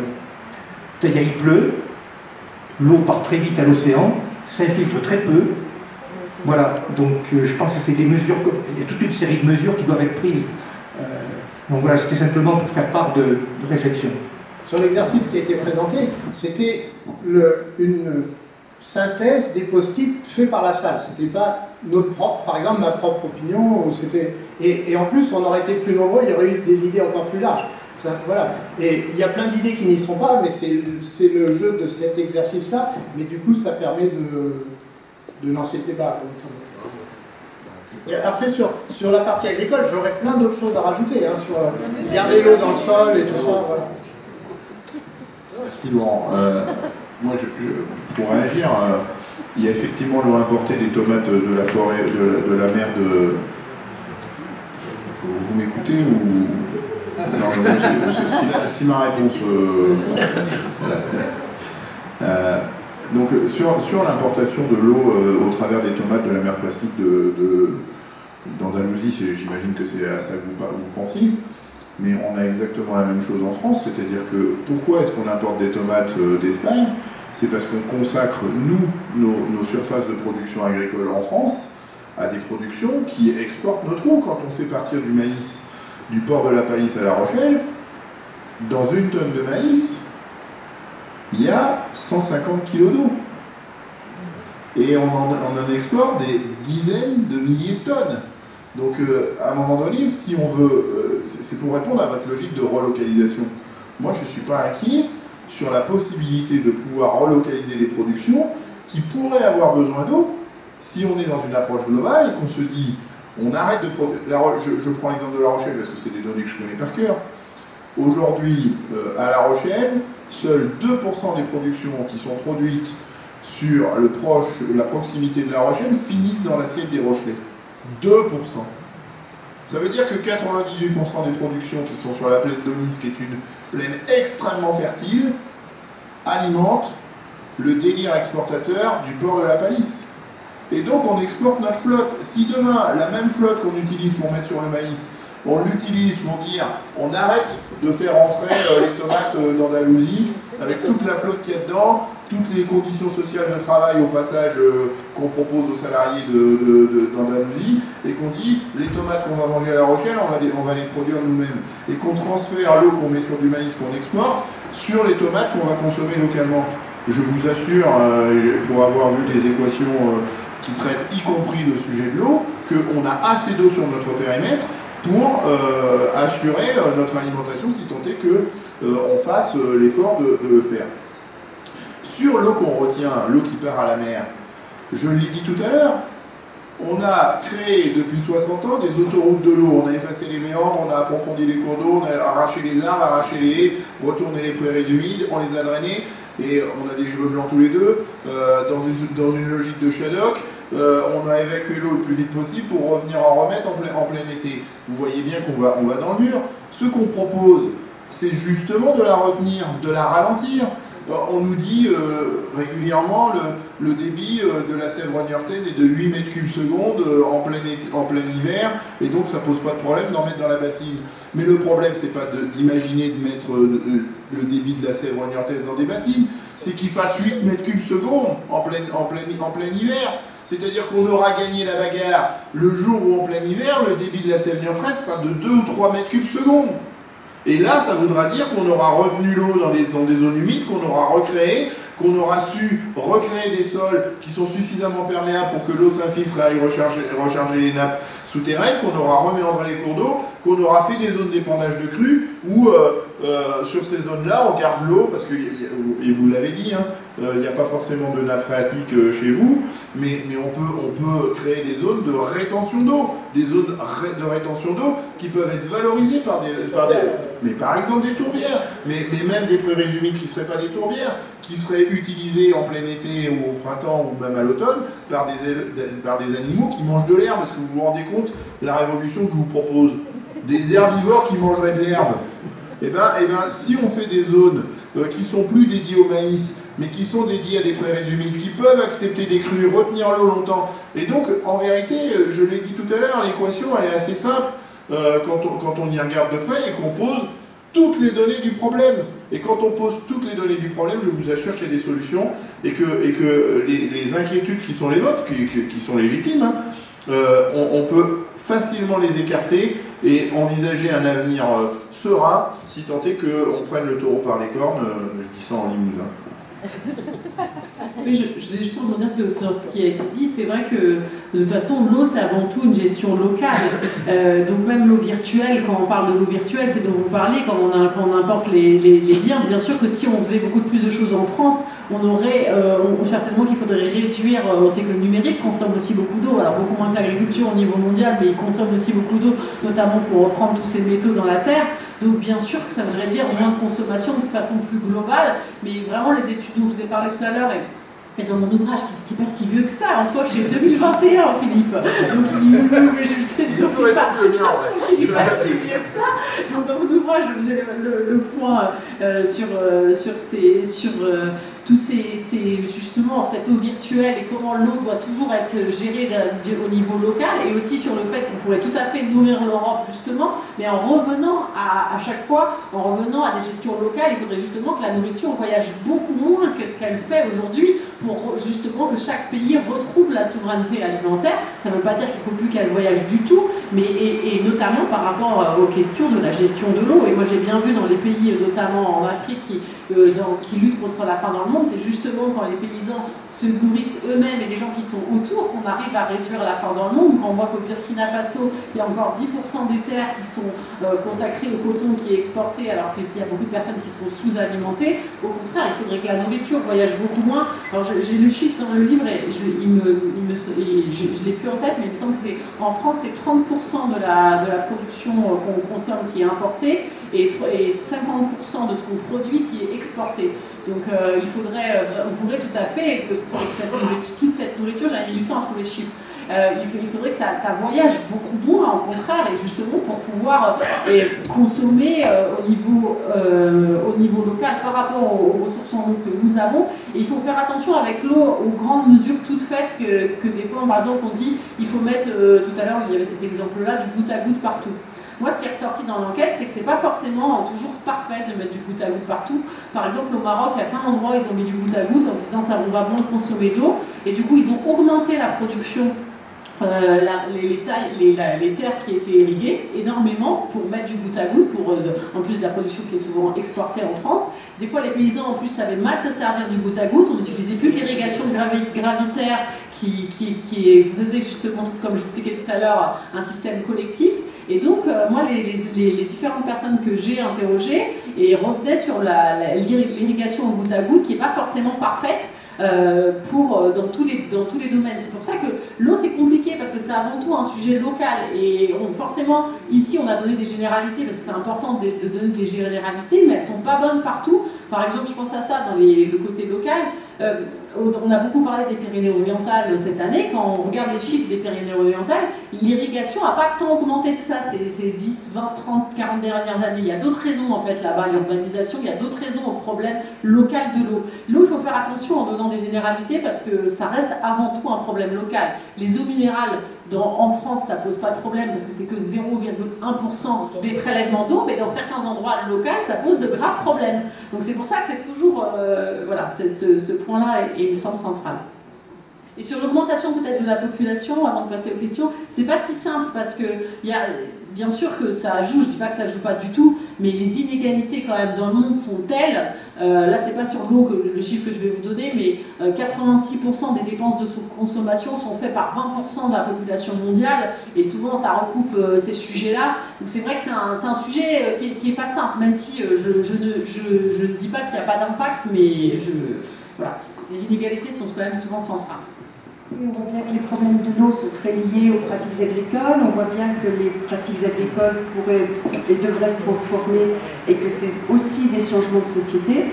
Et je voudrais savoir comment est-ce qu'on doit parler aux agriculteurs qui travaillent actuellement et qu'on ne peut pas les mettre en accusation. Surtout, je pense, les paysans en Corrèze ne sont pas des grands de l'industrie agricole. Et comment est-ce qu'on peut faire pour... Il me semble aussi autre chose que pour avoir une agriculture, disons, plus vertueuse, pour aller vite, il faudrait plus de bras. Et comment on fait pour que des jeunes aient envie de devenir agriculteurs, paysans, C'est parce que je me suis posé toutes ces questions que je suis devenu député européen. Non mais c'est exactement les questions que je me suis posées, c'est-à-dire que moi ça fait, j'ai des cheveux blancs maintenant, ça fait 35 ans que je discute avec les agriculteurs et discuter ça sert à rien en vérité. C'est-à-dire qu'à un moment donné il faut leur donner des outils et on peut discuter avec eux, leur dire que ce serait bien de faire comme ci, comme ça, sauf que eux c'est des chefs d'entreprise, c'est des gens qui ont besoin d'équilibrer le budget à la fin de l'année et que les politiques publiques jouent un rôle important. Et donc, moi, ce que je me dis depuis longtemps, c'est qu'il faut arrêter de discuter. En plus, avec certains, c'est un moyen de gagner du temps. Et passer à l'acte. Et si on bascule les politiques publiques, c'est-à-dire que si on arrête de perfuser l'agriculture dont la société civile ne veut plus, parce que, j'insiste, c'est l'argent public. Et donc on ne peut pas, et je pense que ça c'est un biais énorme du débat, encore Ursula von der Leyen qui nous dit « je vais engager des discussions avec le monde agricole ». Mais c'est pas ça qu'il faut faire. C'est un sujet de société. Quand on parle d'agriculture, on parle d'alimentation, on parle de climat, on parle de biodiversité, on parle de santé. On ne peut plus engager un tiers du budget total de l'Union européenne dans une discussion unilatérale avec le monde agricole. Il faut replacer cette question dans un débat de société. Et c'est comme ça qu'on va y arriver. Ça veut dire aussi que, mais la société s'exprime, je vous ai parlé des ICE, 8 ICE en Europe depuis que ça existe, 5 parlent d'agriculture et d'alimentation. C'est vous dire si le sujet préoccupe les citoyens européens. Et donc il va falloir discuter avec le reste de la société, et pas, comme veut le faire encore la présidente de la Commission, uniquement avec le monde agricole. Et après vous parliez de la main-d'œuvre. Vous avez raison. Comment est-ce qu'on suscite des vocations? Comment est-ce que les gens ont envie de faire le métier d'agriculteur? Mais c'est le même sujet.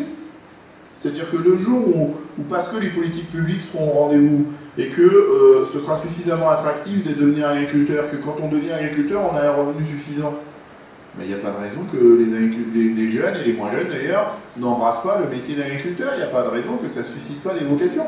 Moi j'en rencontre plein qui ont des envies de retour à la terre. Si le retour à la terre était associé à 3 000 € par mois de revenus, je peux vous assurer qu'il y aurait beaucoup plus de monde qui s'intéresserait au sujet. Sauf que, je vous l'ai dit tout à l'heure, 80% de l'enveloppe publique bouffée par 20% des agriculteurs. Et bien si on la répartit mieux, je vous assure qu'on est en capacité d'offrir des rémunérations dignes aux agriculteurs, sauf que là on a 20% qui se gavent et 80% qui crèvent de faim.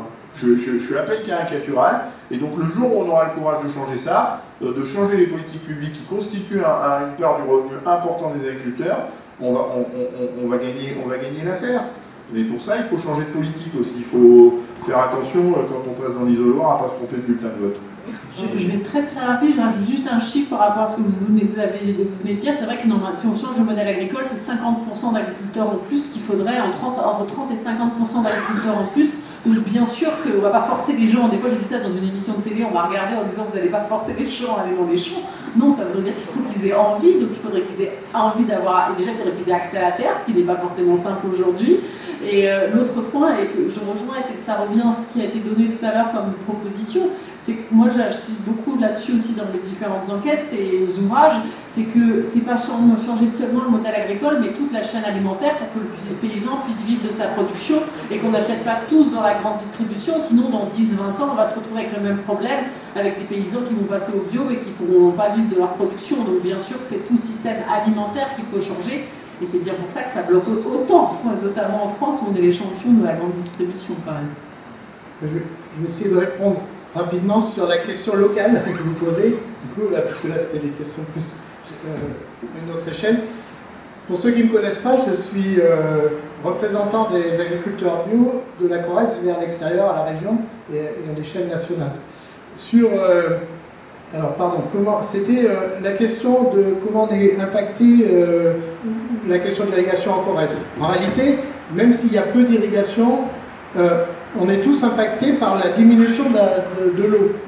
Je donne un exemple souvent. Moi, je fais des myrtilles, je suis la marche en dessous du plateau de Millevaches. Jusqu'à il y a 5 ans, je n'avais pas de problème. C'est une plante qui a besoin d'eau un peu régulièrement dans l'été pour pouvoir, que les myrtilles mûrissent et grossissent. Eh bien, depuis 5 ans, à part cette année, j'ai du mal à avoir des myrtilles au mois d'août. C'est-à-dire qu'en juillet, il y en a, et au mois d'août, elles sont sèches, que je ne peux plus les vendre. Donc bon, moi ça va, je ne suis pas trop loin de la retraite, j'ai d'autres productions. Mais par exemple, mon fils s'installe, eh bien lui, il prévoit un système d'arrosage, d'irrigation sur les myrtilles et d'autres petites productions. Ça sera fait en prenant l'eau en excès et dans le respect de l'environnement, mais sauf que cet exemple-là, il va se généraliser. Et donc, donc il va y en avoir des besoins d'irrigation, y compris en Corrèze. De même pour les vaches, par exemple, l'abreuvement, on a de plus en plus de problèmes à avoir de l'eau dans les sources. Et encore cette semaine, il était difficile. Il fallait amener de l'eau du réseau à des vaches. Voilà. Donc, s'il n'y a pas trop d'irrigation terrestre, il va y en avoir. Mais ça n'empêche que déjà maintenant, il faut qu'on bosse sur les pratiques de sobriété, ne pas laisser les champs couverts, nus, pardon, mettre des couverts et plein d'autres choses. On parlait d'agroforesterie, même les pommiers, vous voyez, on change des pratiques.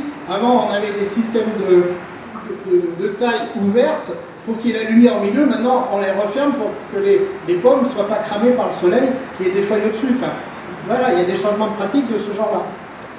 Et ensuite, sur l'installation des jeunes, donc il y a des mauvaises nouvelles et il y en a des bonnes, c'est qu'en fait, il y a quand même pas mal de jeunes qui cherchent à s'installer, mais il y en a très peu sur l'élevage, donc c'est pour ça qu'on appelle c'est qu'il y a des appels nationaux au problème, mais c'est parce que le système d'élevage sont devenus très très grands du fait des aides non plafonnées de la PAC, et que du coup, ceux qui cherchent à s'installer, ce sont des petites structures, et principalement maraîchage, petits fruits, et plantes aromatiques par exemple. Et ceux-là, ils sont sur des pratiques différentes, sur la moitié en bio notamment. Voilà.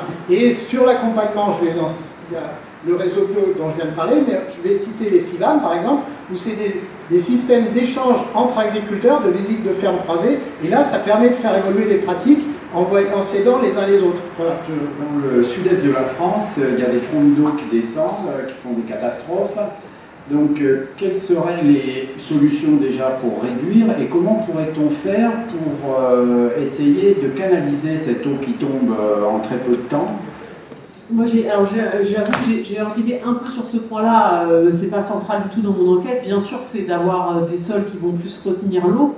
Et après, sur le long terme, pour avoir de moins en moins ces précipitations très fortes, quand même, je pense que des fois on oublie ce point-là. Il faut qu'on arrête d'émettre autant de CO2 parce qu'on ne sait pas ce que ça ferait si on réduirait considérablement les émissions de CO2 pour plus avoir ces fortes pluies à des endroits et pas à d'autres endroits. Après, moi, le seul point qui est revenu, mais je vais peut-être après laisser la parole à Benoît là-dessus, c'est d'avoir de moins artificialiser les sols et de créer de plus en plus de zones où on va avoir beaucoup de vie pour que l'eau va rester. On sait, comme je vous disais tout à l'heure, dans les zones semi-arides, les pratiques agroécologiques permettent de multiplier de 5 à 10 fois la capacité de rétention d'eau des sols, donc c'est considérable. Moi, dans mon enquête, c'est vrai que j'en ai pas parlé tout à l'heure, mais ça c'est aussi une solution. C'est un point intéressant et qui pourrait être des endroits où ça pourrait être des zones inondables qui pourraient retenir l'eau.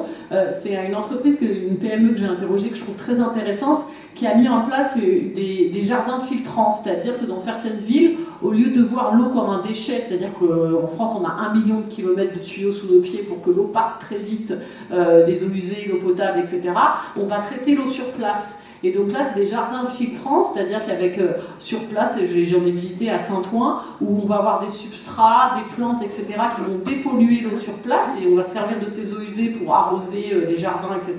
Et par exemple, ces zones-là, si jamais il y a une crue ou si jamais il y a énormément d'eau, c'est des zones tampons qui vont pouvoir retenir l'eau à ces endroits-là. Et donc là, ça va recréer presque des zones humides, et ça va permettre aussi de recréer de la biodiversité. Ils ont fait ça à Nanterre, il y a des nouvelles espèces de grenouilles et autres qui sont revenues à ces endroits-là. Donc ça, c'est des façons de faire différentes. Après, je pense que là, on est plutôt sur l'adaptation du changement climatique, et moi, je pense qu'il faut faire attention, qu'il faut surtout revenir à la cause et réduire considérablement nos émissions de gaz à effet de serre, ce que nous ne faisons pas encore. Alors, effectivement, la principale réponse, c'est ça. Il faut qu'on s'attaque frontalement au changement climatique. Il y a une partie du changement climatique qui est derrière nous, et on voit bien encore ce qui s'est passé hier dans le sud-est de la France. Et à la demande des élus du sud-est, j'ai fait un déplacement de 3 jours là-bas pour essayer de comprendre ce qui se passait sur l'eau, sans présumer qu'ils allaient être encore victimes de ce qu'ils ont vécu hier. Et le sujet, c'est qu'on a imperméabilisé des surfaces colossales pour notamment l'urbanisation, et qu'on n'a pas créé le pendant de ces imperméabilisations pour gérer les afflux d'eau qu'ils connaissaient déjà et qui est amplifié par le régime hydrographique ou pluviométrique plutôt, qui est modifié par le climat. Et donc aujourd'hui, quand on urbanise sur ces zones-là, il faudrait systématiquement, et ça va complètement dans le sens de ce que vient de dire Juliette, il faudrait systématiquement imaginer quels sont les endroits où on va être en capacité de stocker cette eau qui arrive dans des quantités importantes. Et c'est sûrement pas la canalisation la bonne réponse. C'est au contraire savoir la retenir au moment où elle est là, et savoir la retenir pour que, au fil de la canalisation, justement, elle n'arrive pas dans des zones où elle casse tout sur son passage.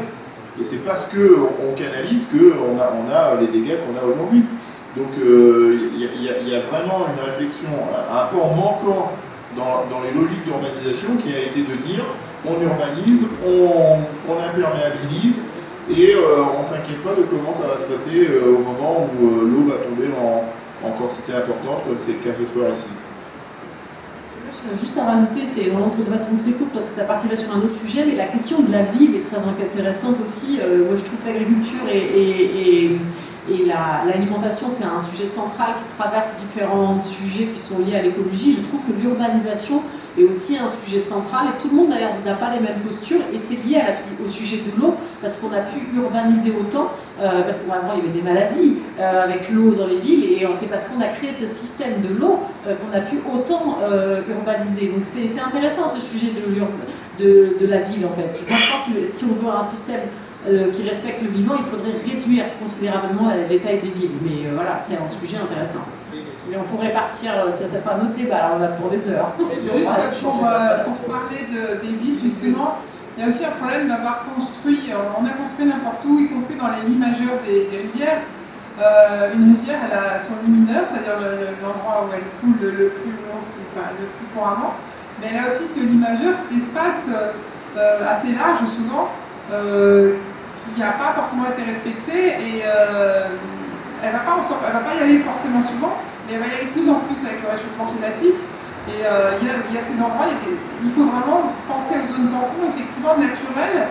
Et le problème, c'est un peu philosophique, c'est-à-dire que l'humain a toujours voulu contraindre l'eau. On est fort, c'est vrai que l'Homo sapiens, tout ce qu'il a fait depuis qu'il a créé son premier biface, c'est vrai que c'est énorme. Mais il a en même temps, en parallèle, construit sa propre fin, en fait. Hein, on est vraiment là-dedans.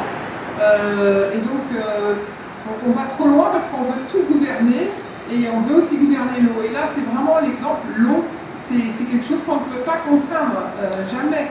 Et l'image de la canalisation, c'est exactement ça, c'est-à-dire qu'on canalise l'eau et l'eau n'est pas canalisable. Elle va nous faire croire qu'elle accepte, mais dans la réalité, si on ne lui laisse pas des lieux, des espaces pour s'exprimer, eh bien ça ne marche pas. Voilà. Et d'ailleurs, en France, on a 20% de fuite dans les tuyaux, on en parle beaucoup, mais ce qui n'est pas si énorme que ça par rapport à d'autres pays en fait. Et c'est vrai que plus de... Non, c'est 20%, je sais pas. Et donc même si ailleurs, ça veut dire que même dans d'autres pays, on ne pourra pas avoir non plus 0% de fuite dans les tuyaux. En fait, c'est pas possible d'avoir 0% de fuite dans les tuyaux. Dès qu'on a des tuyaux, on a forcément des fuites. Ça va avec ce que vous disiez sur le fait qu'on ne peut pas canaliser complètement l'eau. Ce qui est sûr, c'est qu'on amplifie la vulnérabilité, hein, c'est-à-dire qu'à concentrer la distribution d'eau sur un seul périmètre, sur un seul captage, on se rend vulnérable à une pollution diffuse qui serait déclarée, à un risque de pénurie sur fond de changement climatique. Donc on a vraiment un risque important de vulnérabilité. Donc voilà, moi je vous invite à réfléchir à cette hypothèse-là et toutes les solutions, même si moi j'y suis pas favorable, mais de dilution d'une ressource qui serait plus polluée qu'une autre, avec une ressource moins polluée, même si moi je pense qu'il faut préserver toutes les ressources des pollutions, s'estompent, voire disparaissent quand on concentre la solution sur un seul captage. Et puis après, il faut s'interroger de qui vous propose ça. C'est-à-dire que derrière le captage unique, il y a un modèle économique. Il y a un modèle économique. Et là, la complicité de l'ARS me dérange, c'est-à-dire que on a le cas de La Rochelle en ce moment, on a des problèmes de chlortologie.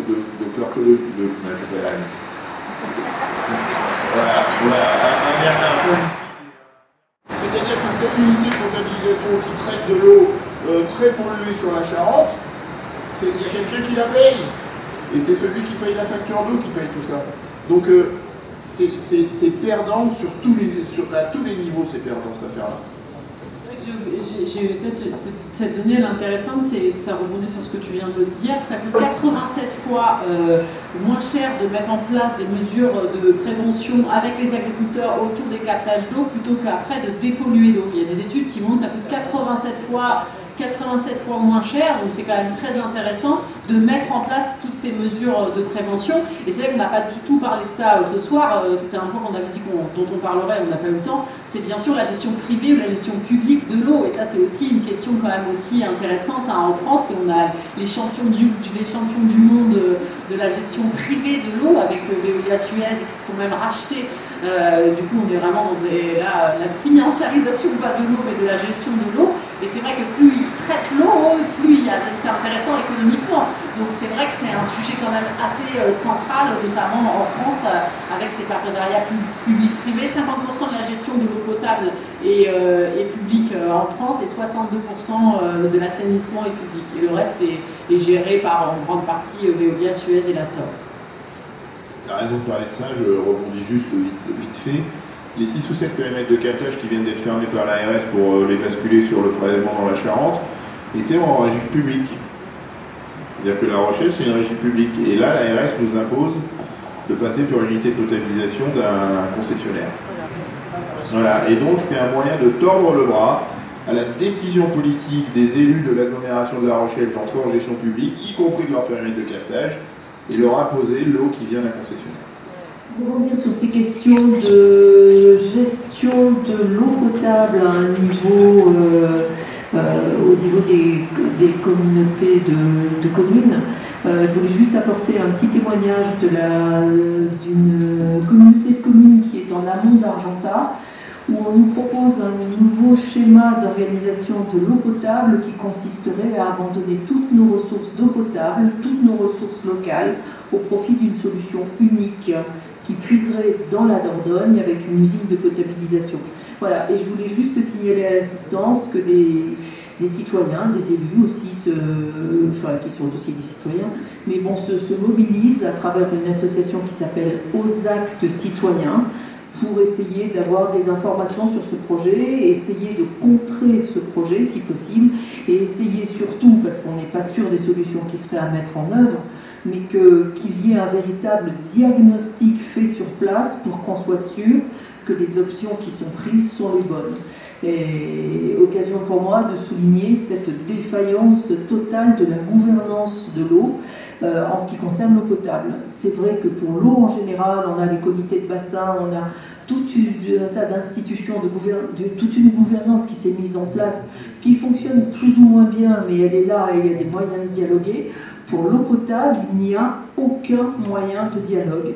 Une fois que les élus ont la main, ils décident à une petite poignée de l'avenir de toute une collectivité sans qu'on ait ni d'informations, ni de moyens de débattre et dialoguer. Voilà, c'est tout. Donc aux Actes Citoyens, le nom de l'association du côté d'Argentat. Merci. Ça m'intéresserait, j'essaierai de me renseigner pour savoir combien il y a de cas en ce moment. Ce serait intéressant de savoir en France combien il y a de cas, combien il y en a plusieurs.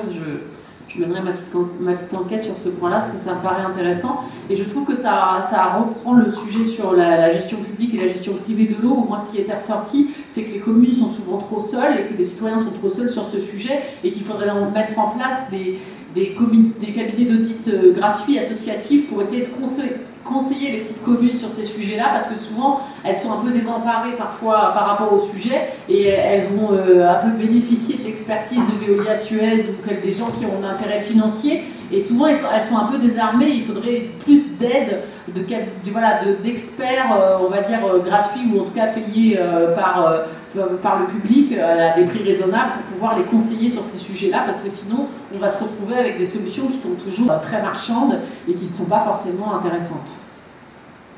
Voilà, nous sommes faits d'eau, donc l'eau peut diviser mais peut aussi nous unir, et ça nous a unis ce soir pour en parler pendant ce temps-là. Voilà.